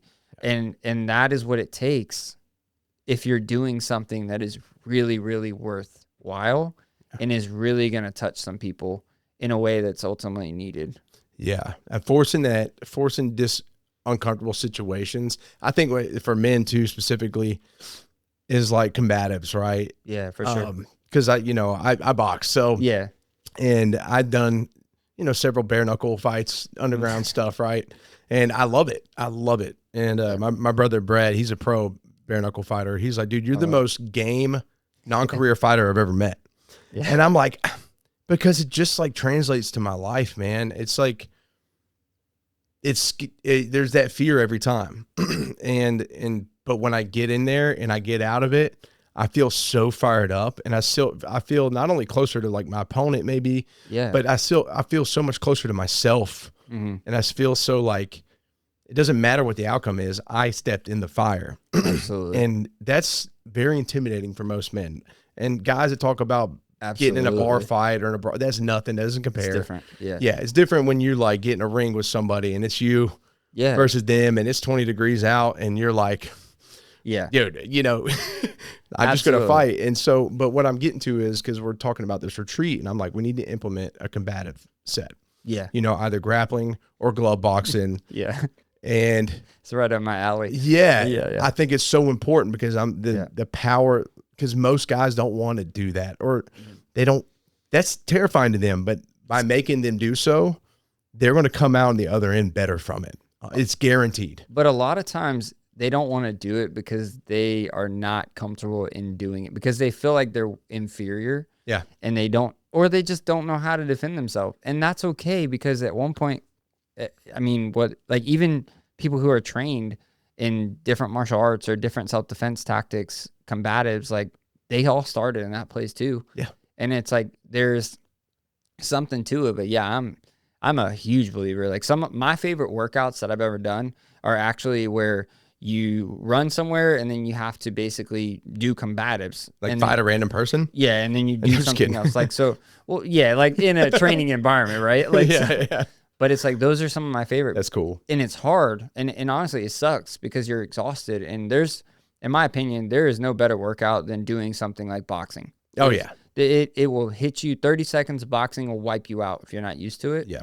And when you get to that level of fitness, you're also training your mind. And that's where, like, I am a huge supporter and just believer in self-defense. And you just walk differently. You talk differently. You are a lot more alert in the world that we live in. It's more needed now than ever as a protector and provider for your family. Like, it's so needed. Yeah. But it's what you're gaining when you willingly step into that arena. Like, oh, yeah. It's like, hey, I don't really care what comes at me. I mean, I could still lose. Like, because you have to be humble when you walk in too. Otherwise, you're just going to get knocked out. You meet the right person, you're going to get humbled, and that's not going to feel good. Oh, yeah. And that's happened. But that's good for you. It is good for you. Yeah. I mean, I vividly remember a time where I walked into it was a UFC style, like, fitness gym, basically, in California. I was on leave at the military, and I went with a friend of mine to this UFC gym. I had an opportunity to get in the ring and spar with this kid. I thought I was going to knock his block off. I was in good shape. Yeah. This kid lit me up left and right. I left with a black eye, and I was like, I ended up, when I got home and I had a chance to go and leave, my family, they're like, what happened to you? And like, it was a point of, man, like, I got humbled. Yeah. I thought I was going to knock this dude out, and he kicked my tail. And I mean, and because I was in good shape, I was able to survive a little bit longer, but it didn't matter. Like, I kept getting my butt whooped. Bro. And like, that is humbling. Yeah. But you almost like, you're like, hey, dude, it's got to happen at some point. And I'm glad it happens in a ring opposed to, like, in a training environment opposed to in life, when you walk into and you're like, man, I just got smacked in the face. And like, there's so much to take away from being in a ring to applying to life. Oh, yeah. And the more that you train, the better you're going to be. When, like, there's a saying that you don't fall to your, you don't, like, in life, you fall basically to the level of your training. Yeah. You don't rise to the occasion. You fall to the level of your training. And there's so much truth to that. Yeah. Like, being around people who have been elite, like they're warriors that are trained, like, there's something to that. Oh yeah. But also the willingness to do it. And I do have a thought, and it's we're kind of on a segue. Yeah. It's okay though. It's good stuff. But there's a lot of guys too, I think, that need to force himself into the competition, because there's a lot of people that do train martial arts that they'll do it in a safe environment, and that's it. Yeah. That's again, like, I think you need to throw yourself in the ring and actually have an actual fight, or tournament or whatever it is. Absolutely. Because because you can be as trained all you want, because to me, it's like, but when the pressure applies outside, when it's unexpected, are you just going to, when the elements change, are you just going to, that's why I like are being you outside. down? Well, that's why, like, when it's freezing cold outside, I'm like, most people are like, oh, it's time to just cuddle up in a blanket. I'm like, yeah, I'll do that after I take time to take advantage of a rare season of life in Tennessee where it's freezing cold. And now that's training ground for me to go out and train my mind to be the warrior that I'm going to be prepared, because I don't like the cold. I absolutely hate the cold. But it's something that I've learned to find joy in. And honestly, now I almost, like, I love when it snows in Tennessee. I'm like, let's go. Yeah. Like, I want to go outside. I want to run. People think I'm insane, and I don't care. And that honestly fuels me more, because it's like, man, most people would say, like, Bryan, you're obsessed. In a way, yeah, I am obsessed with getting better. Yeah. And that means the stronger I get mentally, physically, spiritually, like, the more that I'm going to have to train, because that, like, you're just continue to put yourself in environments no different than going to the gym, right? Like, you're breaking down your muscles so that you can eventually grow. Yeah, I think it's important to become obsessed with life, right? Like, I don't know, it's just one experience in a healthy way, but like, what it all comes back to, and you said something earlier about being intentional, just being intentional about every aspect. Absolutely. Take it serious, because people are like, don't take life so seriously. I'm like, why not? This is my existence. That is very short. You got eternity and you got this. Yeah. I'm going to maximize it. Yeah. And for me, it's like, being intentional is so important, because you don't know when that time clock's going to end. Yeah. Right. So it's like, why would you not? But most people don't want to face that reality because it's scary. But like, I've gotten to a point where I'm so confident in who I am and where I'm going that I'm not afraid. Yeah, like, and like, I still have human fleshly fears, because the flesh doesn't want to die. Yeah. Right. But it's like, I know where I'm at, I know where I'm going, and I know the power that's inside. So for me to hold that back is doing a disservice to myself, but also to a lot of other people. Yeah. And like, that's where I really relate to people who've been through hard stuff, just because they tend to have a much different sense of humor that I relate to. Yeah. And then there's just a level of, man, you get it. Like, you get it because you walked through some really hard stuff, and you've turned it into a way of, like, now it's part of your story. Yeah. And every single person has that opportunity, because every single person that's listening to this is going through or is going to go through something very, very difficult. They're going to face a storm in life that they are not prepared for. Yeah. And we all face it, but it's like, when that storm comes, like when that bad phone call comes, when you come across a scene that you don't want to see and you'll never unsee, what are you going to do? Like, mentally, I prepare for those things, as crazy as insane as it might sound. Like, I prepare for those things before they happen. Yeah. So that when it happens, it's still going to be hard, and I'm still going to have to walk through the being human fact of whatever that season is. But it's like, I tell my wife all the time, like, this ring that I have on my finger as an American flag symbol is, as a veteran, like, I've given 195 military or folded United States of America flags to people. That's insane. That just lost their loved one. So for me, it hits a lot different because of what I've done and where I've been, but it's so real to me. It's like, one day, either she's going to receive my flag or I'm going to receive hers, but I want to live every day of my life receiving her flag, because that means if I'm doing that with my eyes set on, like I said earlier, picking up and carrying my cross every single day, but also carrying my flag, like, I am being very intentional at what I'm doing, because I know my life is short. I know her life is short. And every day that I have on this earth, I want every breath I have to be purposeful. I want it to be impactful. And I want it to be something that's well beyond the years that I live on this earth. Yeah. And that, to me, is like, it is like, and that's what even your brand, like Relentless Pursuit, it's okay. What are you pursuing? Do it relentlessly. Yeah. Because anything else is a disservice to you, to all the blessings that are going to come in your life, and to everyone that you're around, and every single person that you get to be a part of. Anything less than that, you are not just, like, it's not just being lazy. You're literally disservicing your own self. and the blessings that could come from your life if you would just choose to rise up through that obstacle, through that storm, or in my words, like through that mile 17 moment. You don't even realize what that moment is doing for you in the future. Like, it's like, I think back to the times where I was going through really bad depression. I was going through just really hard things. When I lost my 20-year-old cousin to suicide, right after leaving the military, after a relationship. After you got out of the military, or After I left the military. So it was a couple months after I left the military. I had moved across the country. I was in a relationship that I bought a ring for this girl, thought I was going to spend my life with her.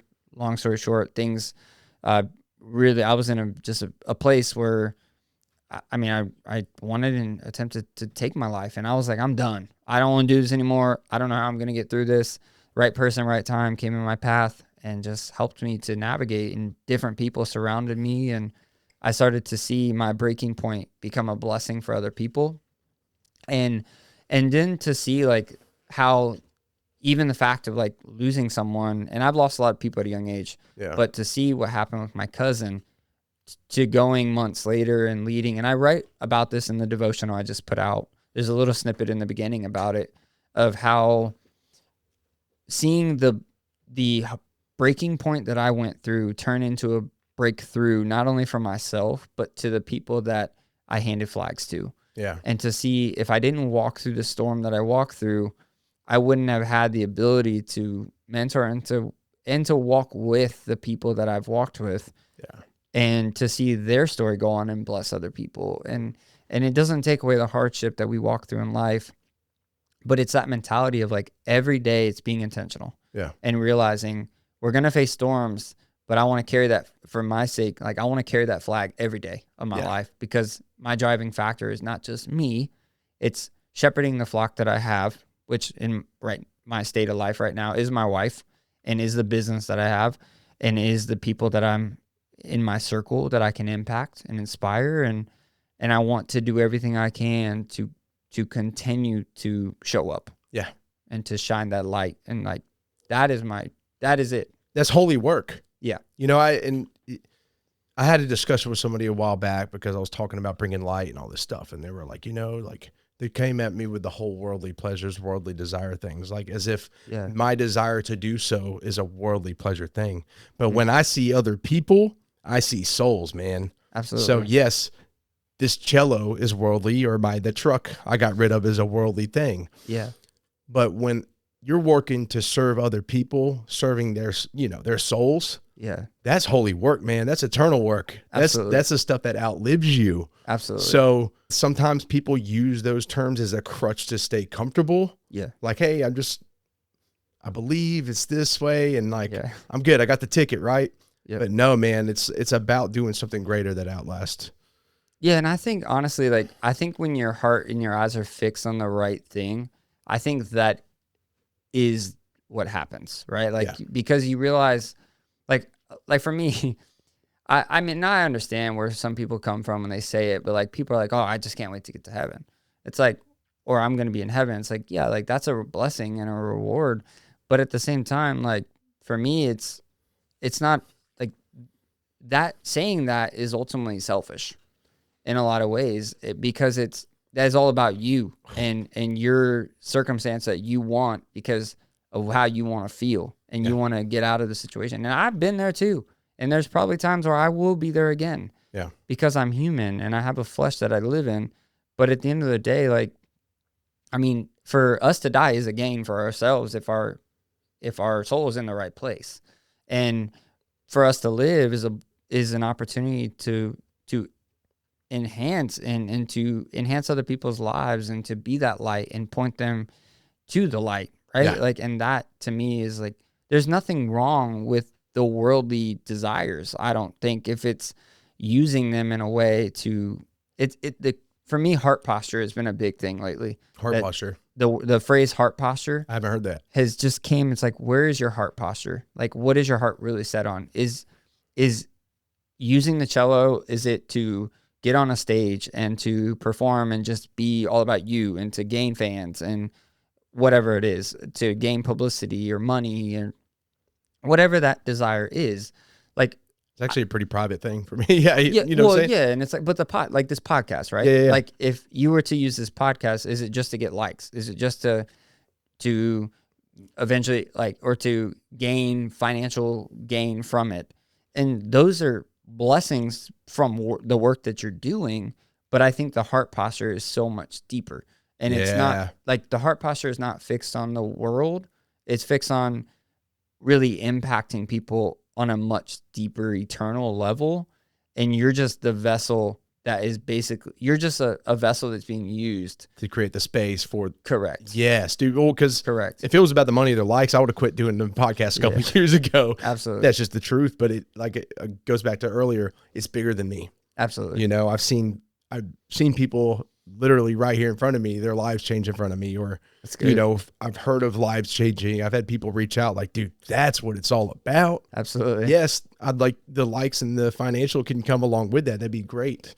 And I don't think we were like, this is another thing too. Like, I think a lot of people they look at wealth as a bad thing, and wealth is not a bad thing in the right hands. Wealth can be a massive blessing. Yes. Like, and I think even I believe God wants us to live an abundant life. Like the scriptures tell us, and he wants us to have provision, and like he wants us to have the desires of our heart, but he wants, more importantly, our heart posture to be in the right place. And I think when our heart posture is in the right place, it is going to bring more desire or more like fulfillment and satisfaction to you personally, because you realize the world will never fulfill in a way that you think it does. And I've been there, and there's times where it's like, man, I remember like as an athlete, striving to win a world championship as an athlete in the hybrid fitness arena was something, in obstacle course racing was something I'd really, really strive for years. Talk about that a little bit. Yeah, I'm interested in that journey. So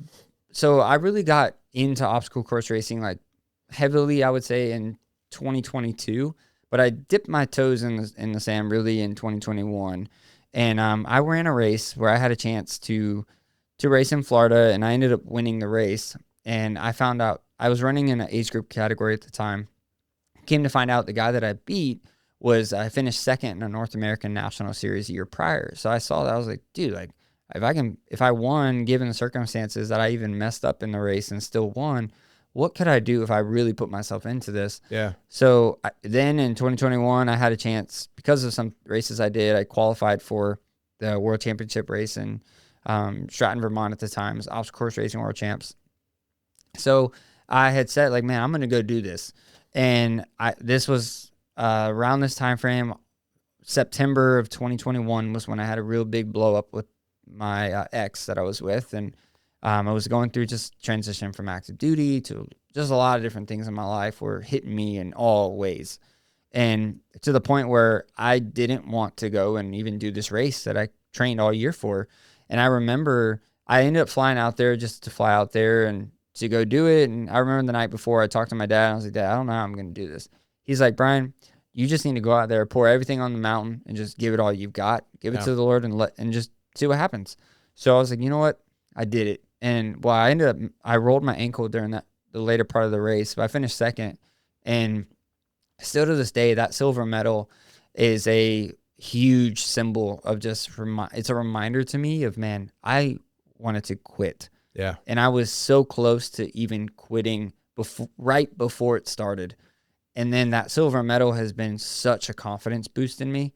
Yeah. To the point in 2022, I raced a lot. I had opportunities to travel around the world. And I was chasing a world championship, and I fell short. And then in 2023, I had an opportunity in the obstacle course racing realm, I fell short. But in a hybrid fitness realm, I had an opportunity to win a world championship, and DecaFit is a competition that I ran. And I had to walk through a lot of challenges even in that race. And I took first place in it. And I just remember a lot of people like, oh, you won. My best friend, he's like, man, like, you won a world championship. This is something he had always wanted to do. And this is something I told him I wanted to do. And I remember like just people thinking, man, you've made it. Yeah. And my mindset was honestly like, I feel so proud of what I accomplished because of what I had to walk through. But if I could never race again in my life, I would be fully content. And it wasn't because I won the first place. Because, I mean, I was like, I want to go and I want to do this again. But it wasn't about that. Like, I realized it was more about the journey of who I became. And if I would have taken first year prior or 2 years prior, I wouldn't have been ready to handle that.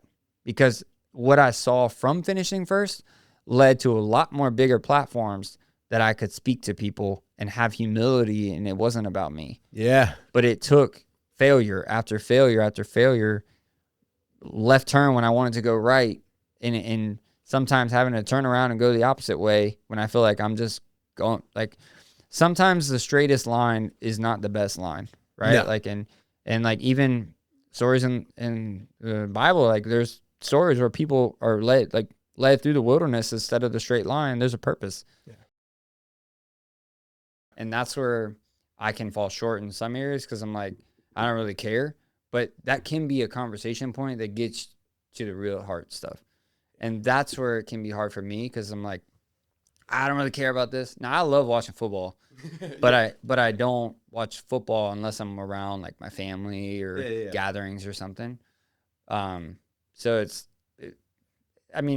but also the people I want to be around, we don't talk about that. We talk about what we're doing.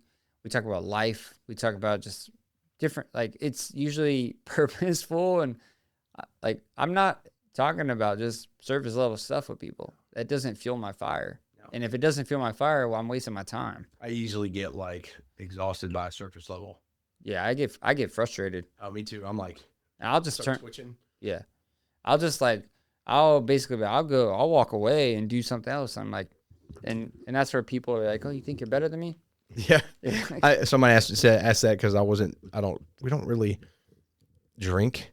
We just naturally stopped. I don't know. My wife and I used to enjoy wine. Yeah. I love a good wine, but I don't like how alcohol makes me feel. I don't like, if I have one too many glasses and something happens with my daughter, I'm responsible. I don't want to be in a place where I can't absolutely step into action. Right. Mm-hmm. Do you think you're better than me? And I'm like, I mean, I think I'm better. Not when it's phrased that way, but. Well, I always get at, like, I've gotten to the point where people are like, oh, you don't want to drink? Or like, what's wrong? You think you're better than me? Yeah. I'll be like, you want to drink a glass of water? Oh, you think you're better than me? Like, it's like. Oh, you don't like to hydrate? Sorry, I don't need it. Yeah.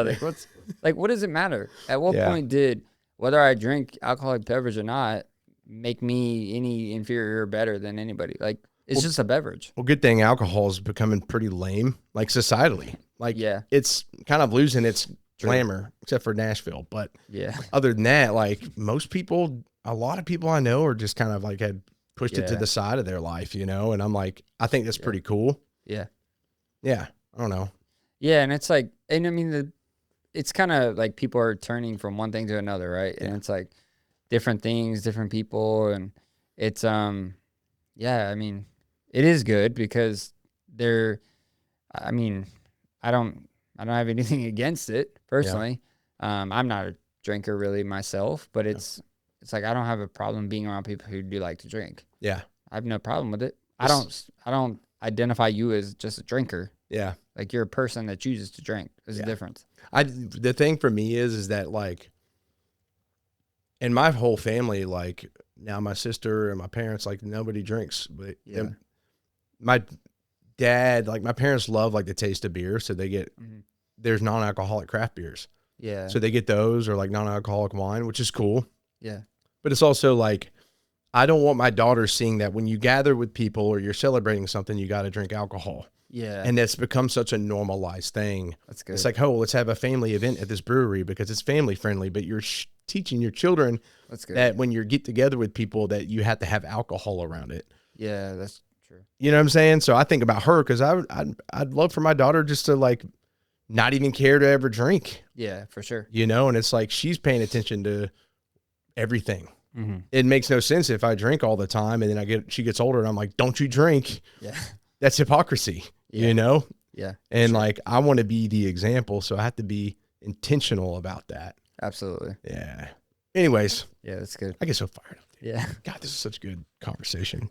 We're like besties. Yeah, for sure. You were in the midst of talking about your, competing athletically. Yeah. And you said something came about in 2023. You had just won a race. Yeah. So I had a chance I ended up winning a world championship in 2023. Okay. As a hybrid fitness athlete in my age group category I was running in. And it led to a lot of other opportunities and being able to just share my story with different people and be able to, a lot of people saw it as inspiration and like, oh man. And it was a long journey to get there and a lot of failures that were required for me to really even get to the point of winning that. But when I won the world championship, it was like, it's not about, like, trophies will collect dust. Yeah. Like, that has nothing to do with it. Now, I am very, very proud of what I had to walk through and what I had to do to accomplish that. And nobody can take that from me. Mm-hmm. And that's something that I do use and I do share a lot about, because there is something to that, to doing something hard to win a world championship. Like, that is not something everybody's going to do. Yeah. Right. But it's not something that makes me better than anybody. Yeah. It's just, it's part of my story, and it's something that I have pride in accomplishing because it took a lot of work and a lot of effort. But my identity is not wrapped in that trophy. Yeah. My identity is so much deeper, and that trophy is just a light for people to look at and to be able to see what it's really about. It's a compilation of all the mental battles and the physical battles it took and all the lessons you learned to get that trophy. Absolutely. Yeah. I see it through my parents. You talking because my parents do Ironmans, I got to see my dad compete in the world championship at 60, they just competed a full this year or last year, and it's like, man, you see it. That's so cool. And you know what I'm saying? But it's like going through what I have now, like building my business and stuff, this last race, I was able to analyze it in such a different way. Mm-hmm. It's about just the journey they're on through this and all that training. I get that in my own way. It's who you're becoming throughout the process. And some people use that and take it a bad way. But I think you see a lot of people, especially in like the Ironman side of things, a lot of people, there's some really remarkable stories of people that have done Ironmans. Oh, yeah.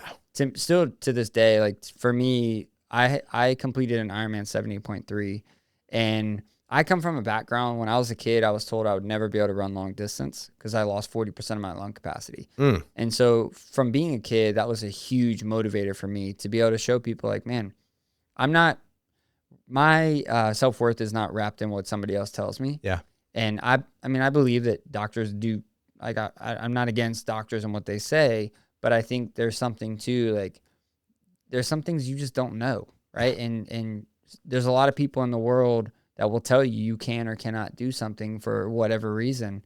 But there's a lot of people in the world that they just look to this is what logically makes sense.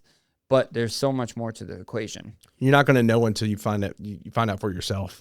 Right. And it's like, yeah, there's areas where maybe I am built a little different but that doesn't mean that I can't do certain things, right? Like it's a way of like finishing in that Ironman, honestly, to this day is one of the coolest experiences. Like to hear them say you are an Ironman is like, and actually knowing what you had to walk through to do that, there's something so beautiful to that. But the stories of getting there, like that finish line, it wasn't so much about the finish line. It was what you had to walk through and endure to get to that finish line that makes the finish line so rewarding. Yeah. And so sweet. And it's the same in anything I think that we do in life. It's the more hard times that you overcome, the more beautiful that outcome actually feels and really is when you look at it, because you realize that it wasn't really about that destination or that apex point. Like that was just what got you on track. That was what guided you. It's like the carrot, right? Like that's the carrot that's going to get you to where you really are trying to, where you need to be anyways. Yeah. But without the carrot, maybe you wouldn't get there. But you have something like, I'm a huge proponent of putting something hard on the calendar and doing hard things, because it makes you like, oh shoot, I have to train for this.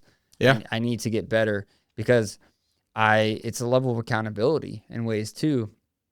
And it's also just, there's something to doing something hard like an Ironman or an ultra marathon or anything combative related. Like, there's something to reaching that level of that finish line, that apex point, and to look back and see all of the things that you had to overcome to get there. There's just something about it. Like, man, like, I did that in the midst of life. Yeah. As well. Absolutely. And it's like, but then you take it, it's like when you can get through something hard, like, or running an ultra marathon obstacle course race, there's obstacles that the ultra marathon in itself is a challenge, but then you throw obstacles in, it makes it even more challenging. And then when you can do those things by choice and by training, when life brings you an obstacle, which we live in an ultra marathon type like world, as far as it's not just a sprint. Like, life is not just a sprint. But when you have an obstacle that comes up in your life, I'm already trained for this. Like, the obstacle is different, but the root of it is I'm ready. You know, it goes directly to like my burpee thing. Yeah. Like, I've been doing burpees 127 weeks. Mm-hmm. I'm about 110,000 burpees in, right? Awesome. I want to hit 1 million. I'm going to hit 1 million. Yeah. I've got there's a lot of weeks ahead, right? And I'm tracking it. And I don't know, maybe I could make my whole identity and my platform about my burpee journey. And like, I could probably monetize that and stuff if I sold it right. Yeah. But it's not about that. Yeah, I share the videos on my stories and stuff because I have personally seen how that affects other people and how it fires them up. Absolutely. But it's not about that. It goes right back to what you're saying. It's like, when I hit 1 million burpees, I may be the first, I don't know, I guess I'm, as far as I know, the first person to ever hit 1 million burpees. Yeah. But it's like, dude, it's a years-long journey. Yeah. What have I learned along that, dude? And every 10,000 burpees, I do a reflection. And awesome. What happened in life in the 10,000, probably like 10 weeks or whatever, how does it translate to the burpees, right? And, you know, it's every 10,000, it's different. How it applies, you know, does that make sense? Yeah. And every burpee's different too, right? Like, in the moment you don't notice it, but 110,000 burpees that you've done, like, you've been knocked down 110,000 times. And I've got up 110,000 times. Like, yes. Like, there's something to that. Yes. Like, life is going to knock you down probably more than 110,000 times if you live long enough. Yep. But you've already shown, like, I've done this 110,000 times. What's different? I chose yeah, exactly. Yeah. And it's like, you chose to do that. You didn't just have it happen to you. Like, you willingly chose to leave your comfort zone and to do that. Now, obviously you spread that out, but it also shows what persistence can do, and what, like, consistently choosing to show up and to do something hard can build you to a place where now you can share that with other people, that it inspires them. Mm-hmm. And most people are going to look at you and like, who cares? Like, it's insane. Yeah. But there's certain people that are like, dude, like, that's pretty remarkable. Yeah. And there's people out there that they do one burpee and they're completely out of breath. Oh yeah. Especially people in our, like, you know, that we align with. They're like, dude, heck yeah. You know, they're like, screw that. That's for you. Yeah, exactly. And it's like, even somebody who likes to do burpees in training, I'm like, that's a lot of burpees to think about doing. I mean, I've had times where I'm just like, I got 30 minutes. I'm going to do as many burpees as I can do. Yeah. And that alone is like, most people are like, you're insane. But if you compare what I did in that 30-minute time frame to what you've done in 110,000 burpees, it's such a small fraction that it's like, whoa.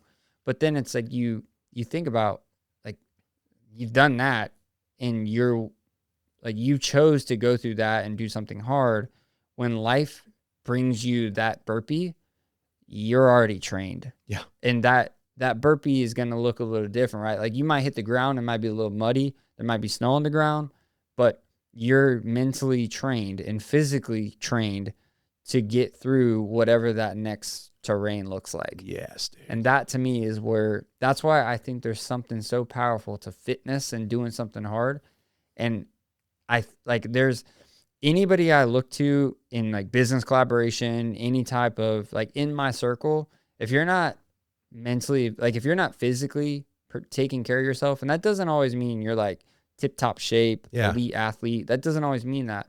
But if you're not intentional about training and doing something hard in a workout, you're not at a place where I want you in my circle, because when the going gets hard, like really hard, you're not physically, mentally prepared. Yeah. Like, and there's people that like you need in your corner that aren't necessarily, like, spiritually they're prepared, but physically maybe they're not exactly in that. I'm going to go into war with you, but I want you as somebody that is in my corner. Yeah, 100%. I mean, because there's guys, there's a lot that can go into this too, because there's a lot of guys out there that, you gotta, maybe physically they're not yet there, but like as providers and caretakers, they're there in every other avenue. Absolutely. And I think a lot of men, I speak for men because I'm a man. Yeah. But, I think a lot of men specifically, they have what it takes, but they put everybody else in front of them. Absolutely. That they don't take care of themselves there.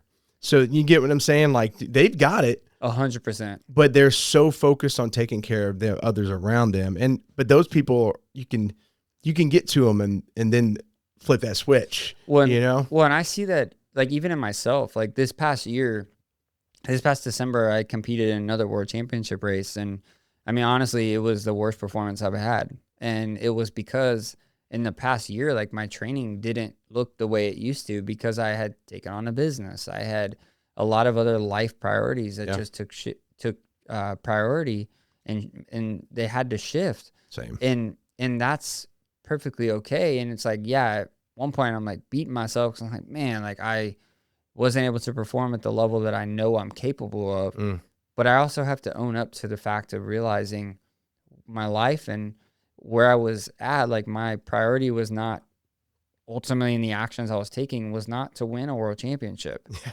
It was to help grow something that's way more impactful in a business that was dying when I took it over, and to be able to impact the community in the way. And like, there's a level of, like, I have a lot of the bones, and like most people are like, oh, Bryan, you're still in really, really good shape. And yeah, that's true.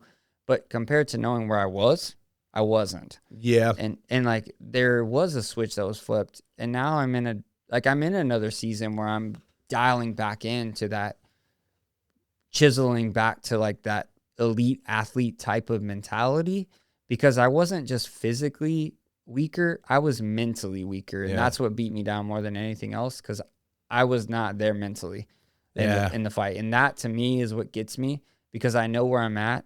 But also, it just shows the fact of, it doesn't matter who you are, life can hit, and you can't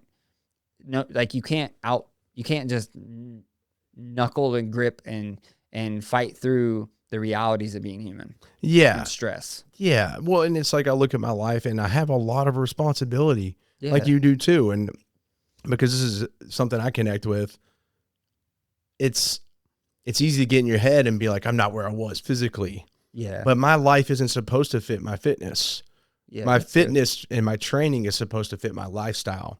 So it's like, I've had to re-switch and be like, okay, how do I make this aspect of myself fit the lifestyle and all the responsibility I have? Because I can't pour as much time and effort into that. So how do I optimize it in a way that's going to still have a massively positive effect and keep me pursuing that fits, being a husband and a father and a business owner and trying to take on the world in so many different avenues, right? Absolutely. Yeah. So it's like, well, and it's like even like in a military side too, right? Like, if you're like people who are training for like war, even like elite, like SEAL teams or different spec op units, like that, they're training, there's a time and a place. Like, if you're trying to train for something like that, or for a world championship, or whatever it is, fill in the blank, in the fitness realm, a competition,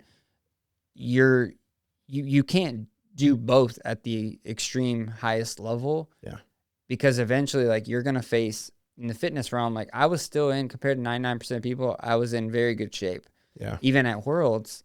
But when you're competing against people who are training for that specifically, they're going to beat you every time. Yeah. Because you're not facing the average person. Like in a elite spec ops person in the military, like if they're not tip top shape trained and they're focused on something else, they're distracted. That distraction is going to get them killed and more. Yeah. Or one of their, yeah. And there's consequences to that. So it's like, there's a reason, like there's in the military side, there's deployment workups, right? Like you're preparing for those things. And there's in a military side, but just as much in a civilian side, like there's things that and seasons that it's just, you have to be adaptable, and you have to realize like your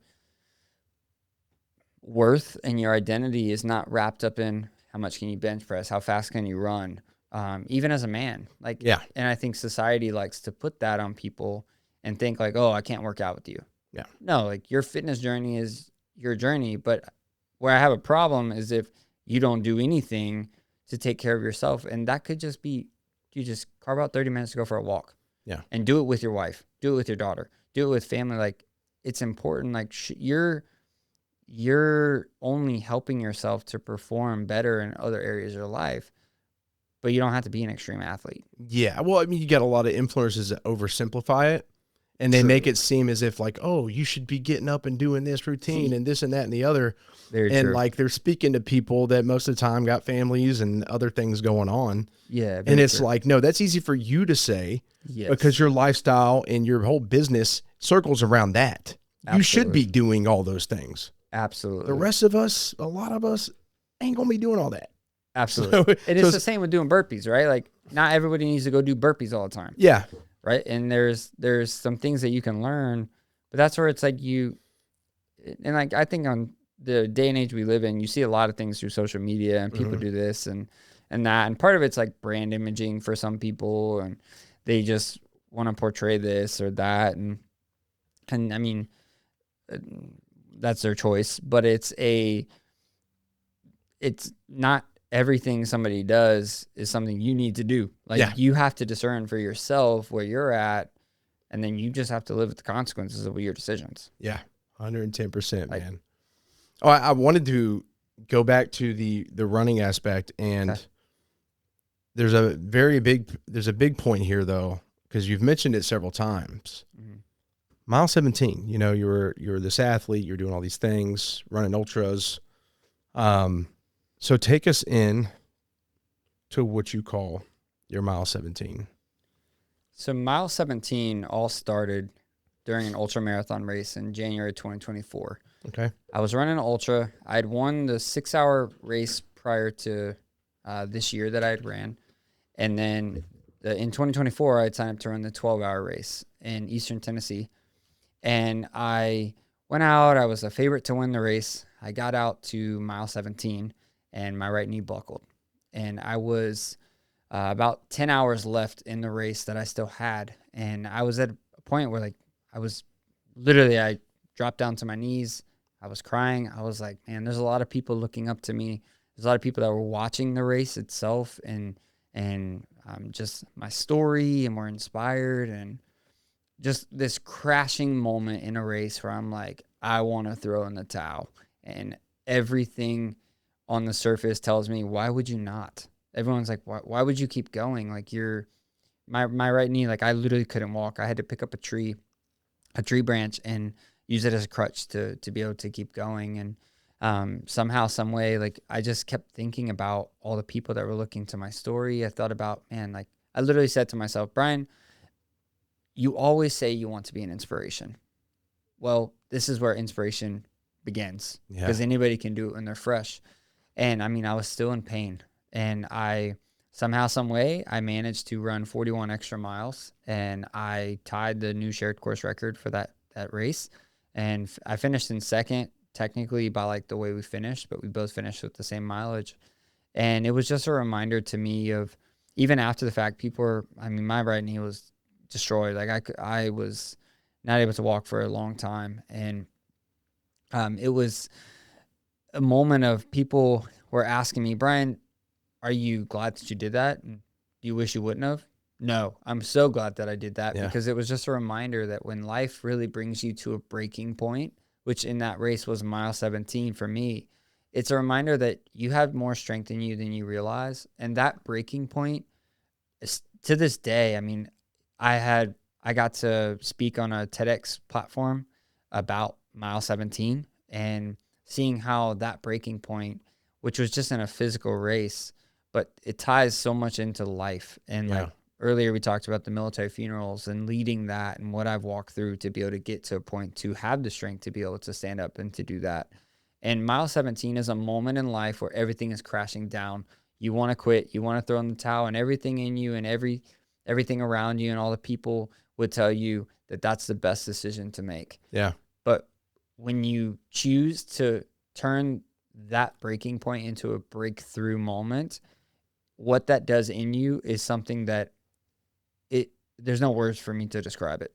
Yeah. And then to see how that breaking point became a breakthrough for my life, but also a breakthrough for other people's life, like going through the loss of my 21-year-old cousin, to being able to hand a flag to somebody that just lost their wife that was the same age as me, or their sibling that was the same age as me. And to be able to do that, like that mile 17 moment is ultimately, I think, what life is really about. It's turning that suffering into an inspirational story, honestly. Yeah. And it's not just about the inspiration and feeling good. Like that can be great, but like it's not about that. It's about being able to take something hard that we're all going to walk through. And some people listening to this are going through something that they feel like they can't get through. Mm-hmm. I was at a moment I wanted to take my own life. I had made a decision. Today's the day I'm done. I'm not doing this anymore. And by the grace of God, I'm still here today.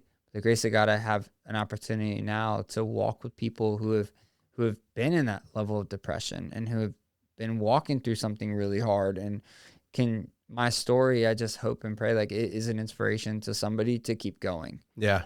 And even if that mile 17 is something like, man, I just have a bad day.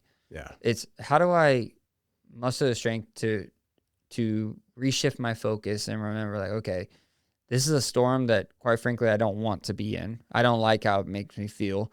But how do I turn this into a blessing? And that is, to me, what mile 17 is all about. Nice, man. It's when life crashing down. You're not in a wreck that's ending your life, right? Like you're in a wreck that is about to really set you up for the stage that you were put on earth to be on. And it's just, you have to go through that to have the story, to have the purpose or the strength to be able to handle, or just the sometimes humility to handle wherever you're going to go next. Yeah. That's a powerful testament, man. And, it's something that like, I think you believe, but I believe everybody's going to have to face that mile 17. And absolutely, you chose to do the race. Yeah. You didn't choose for that mile 17 moment to come, and I think absolutely. It's a theme of our conversation is a lot of it has been about like choosing difficulty, choosing stressful events, or forcing yourself to do things that are uncomfortable. Mm-hmm. And that's very important, but there's always going to be those instances like you, or like I've faced, that, man, you weren't ready for, you didn't expect. That's going to be that mile 17 that comes in and forces growth in a totally different way. And I think it's crazy because I've always said you have to choose to rise up. Yeah. And because life is going to knock you down and you're going to face the decision, sometimes easier than others, but like choosing to rise up and choosing to break through, because there are times in life where things are going to happen. And honestly, like everything in you is not wanting to choose that route. Yeah. And because it's easier to choose to quit. It's easier to choose to break. 99% of the world is going to support you because that's what they're doing. Yeah. And it's something, but it's like, I don't believe we were put on earth to be like everybody else. No. There's a reason why we all have different fingerprints. Like I think that we were all created for something unique. And some people, they choose to really walk into that and to live out their purpose and to let that light ultimately it's inside of them shine. And then some people, they don't. And there's, I think, a lot of power to, in my own life, I just look at all of the hard things that I've had to walk through and how they have become my story honestly, the things that people say they're inspired by, it's not just the good stuff. Like if you don't take the hardship, there is no inspiration. Yeah. Because it's like, oh, that was expected. Yep. And then so to me, like mile 17 is not just about a physical race. Like that's where it started.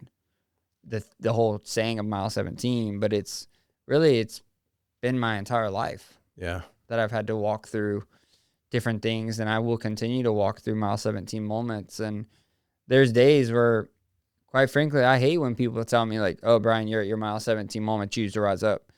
Because in those moments, sometimes it's like, man, I don't want to rise up. I want to just take the easy path. Yeah. Because I'm human. And I have feelings just like anybody else, but at the same time, like I've been through enough where it's like those don't last that long typically because of the people I surround myself by. And they make me snap out of it even when I don't want to snap out of it. Yeah. Or it's like something will kick.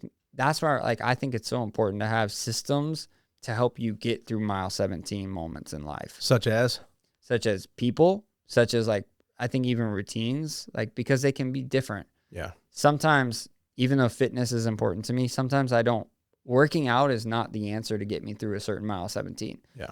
Sometimes it's picking up and strumming a guitar and just singing from the heart. Yeah. Sometimes it's listening to music. Sometimes it's having a conversation with somebody who's going to help me snap out of it. Sometimes it's going out for a run in the trails. A lot of times it's in whatever I'm doing, my faith is incorporated in a way of reading the scripture or praying or listening to some type of worship music, or like that is ultimately the only source that has really pulled me out of some deep, dark valleys and dungeons in my life. But it's not like there's so many different things. Each season, each circumstance is going to be different of how I get out of it. Yeah. So I don't really have an answer for people on it's this or that because it is going to be different. But you have to take the time to understand yourself and look in the mirror and realize, man, I'm broken. Yeah. And that's hard. That's hard to do. And the truth is we can all, no matter what though, you may not be able to speak directly to someone's specific situation, but the truth is we can all get out of it. Absolutely. As long as you don't give up. Just don't give up. And that's like I've had a lot of people in my life that have taken their own life and funerals that I've been at, and I've had to look at people in the eyes in those services. Like I tell people, that is what saved my life, honestly, because there were times where I'm like, man, what's the point? Like, I don't want to do this. But then you realize like, man, there's so much blessing that can come from something so tragic and so hard. And you can think like, man, your life is going one way, and then every single person is not just a handshake away from their entire life changing in a good way, but you're one moment, you're one phone call from being on mountaintop to being in the darkest valley of your entire life. Like you are one thing away, and it could be the wealthiest person in the world. It could be the most successful person in the world. It doesn't matter. Like you are one thing away from your entire world you're just shaken. Your boat flipped upside down, and now you're in the water, in shark-infested water. What are you going to do? Yeah. And there's a lot of people that they will panic and they will drown because they panic. Yeah. But when you, like, and that's why I'm a huge proponent on doing hard things and getting comfortable and being uncomfortable, because there's going to be life tornadoes that come and wipe things out that you thought were stable. Yeah.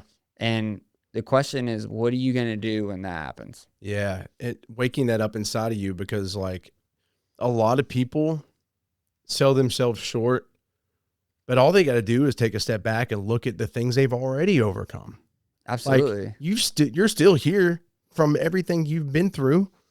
Yeah. You know, like look at that and be like, damn, I have been through a lot of stuff. Like I can take this or whatever I'm going through and change my entire life. It all comes down to choice. Absolutely. And there's some people that like it's been a blessing they haven't had to walk through grief in ways. Yeah, 100%. Like my wife has never really had to walk through a lot of grief, really, and that's a blessing. But eventually that's probably going to happen, and it's just part of being human. Yeah. But there's other areas like where she has hard things that she's walking through. In any person, like it doesn't matter if it's grief or rejection, betrayal, like whatever it is, like it doesn't, every single person has their own battle and their own journey. And it's like, okay, what is it that's really like, what do you wrestle with personally? Like when you come to grips with that, like, and you identify it, there's power in that, because now it's not in the dark anymore. There's a light to it. And now it's like, okay, how do we get through this?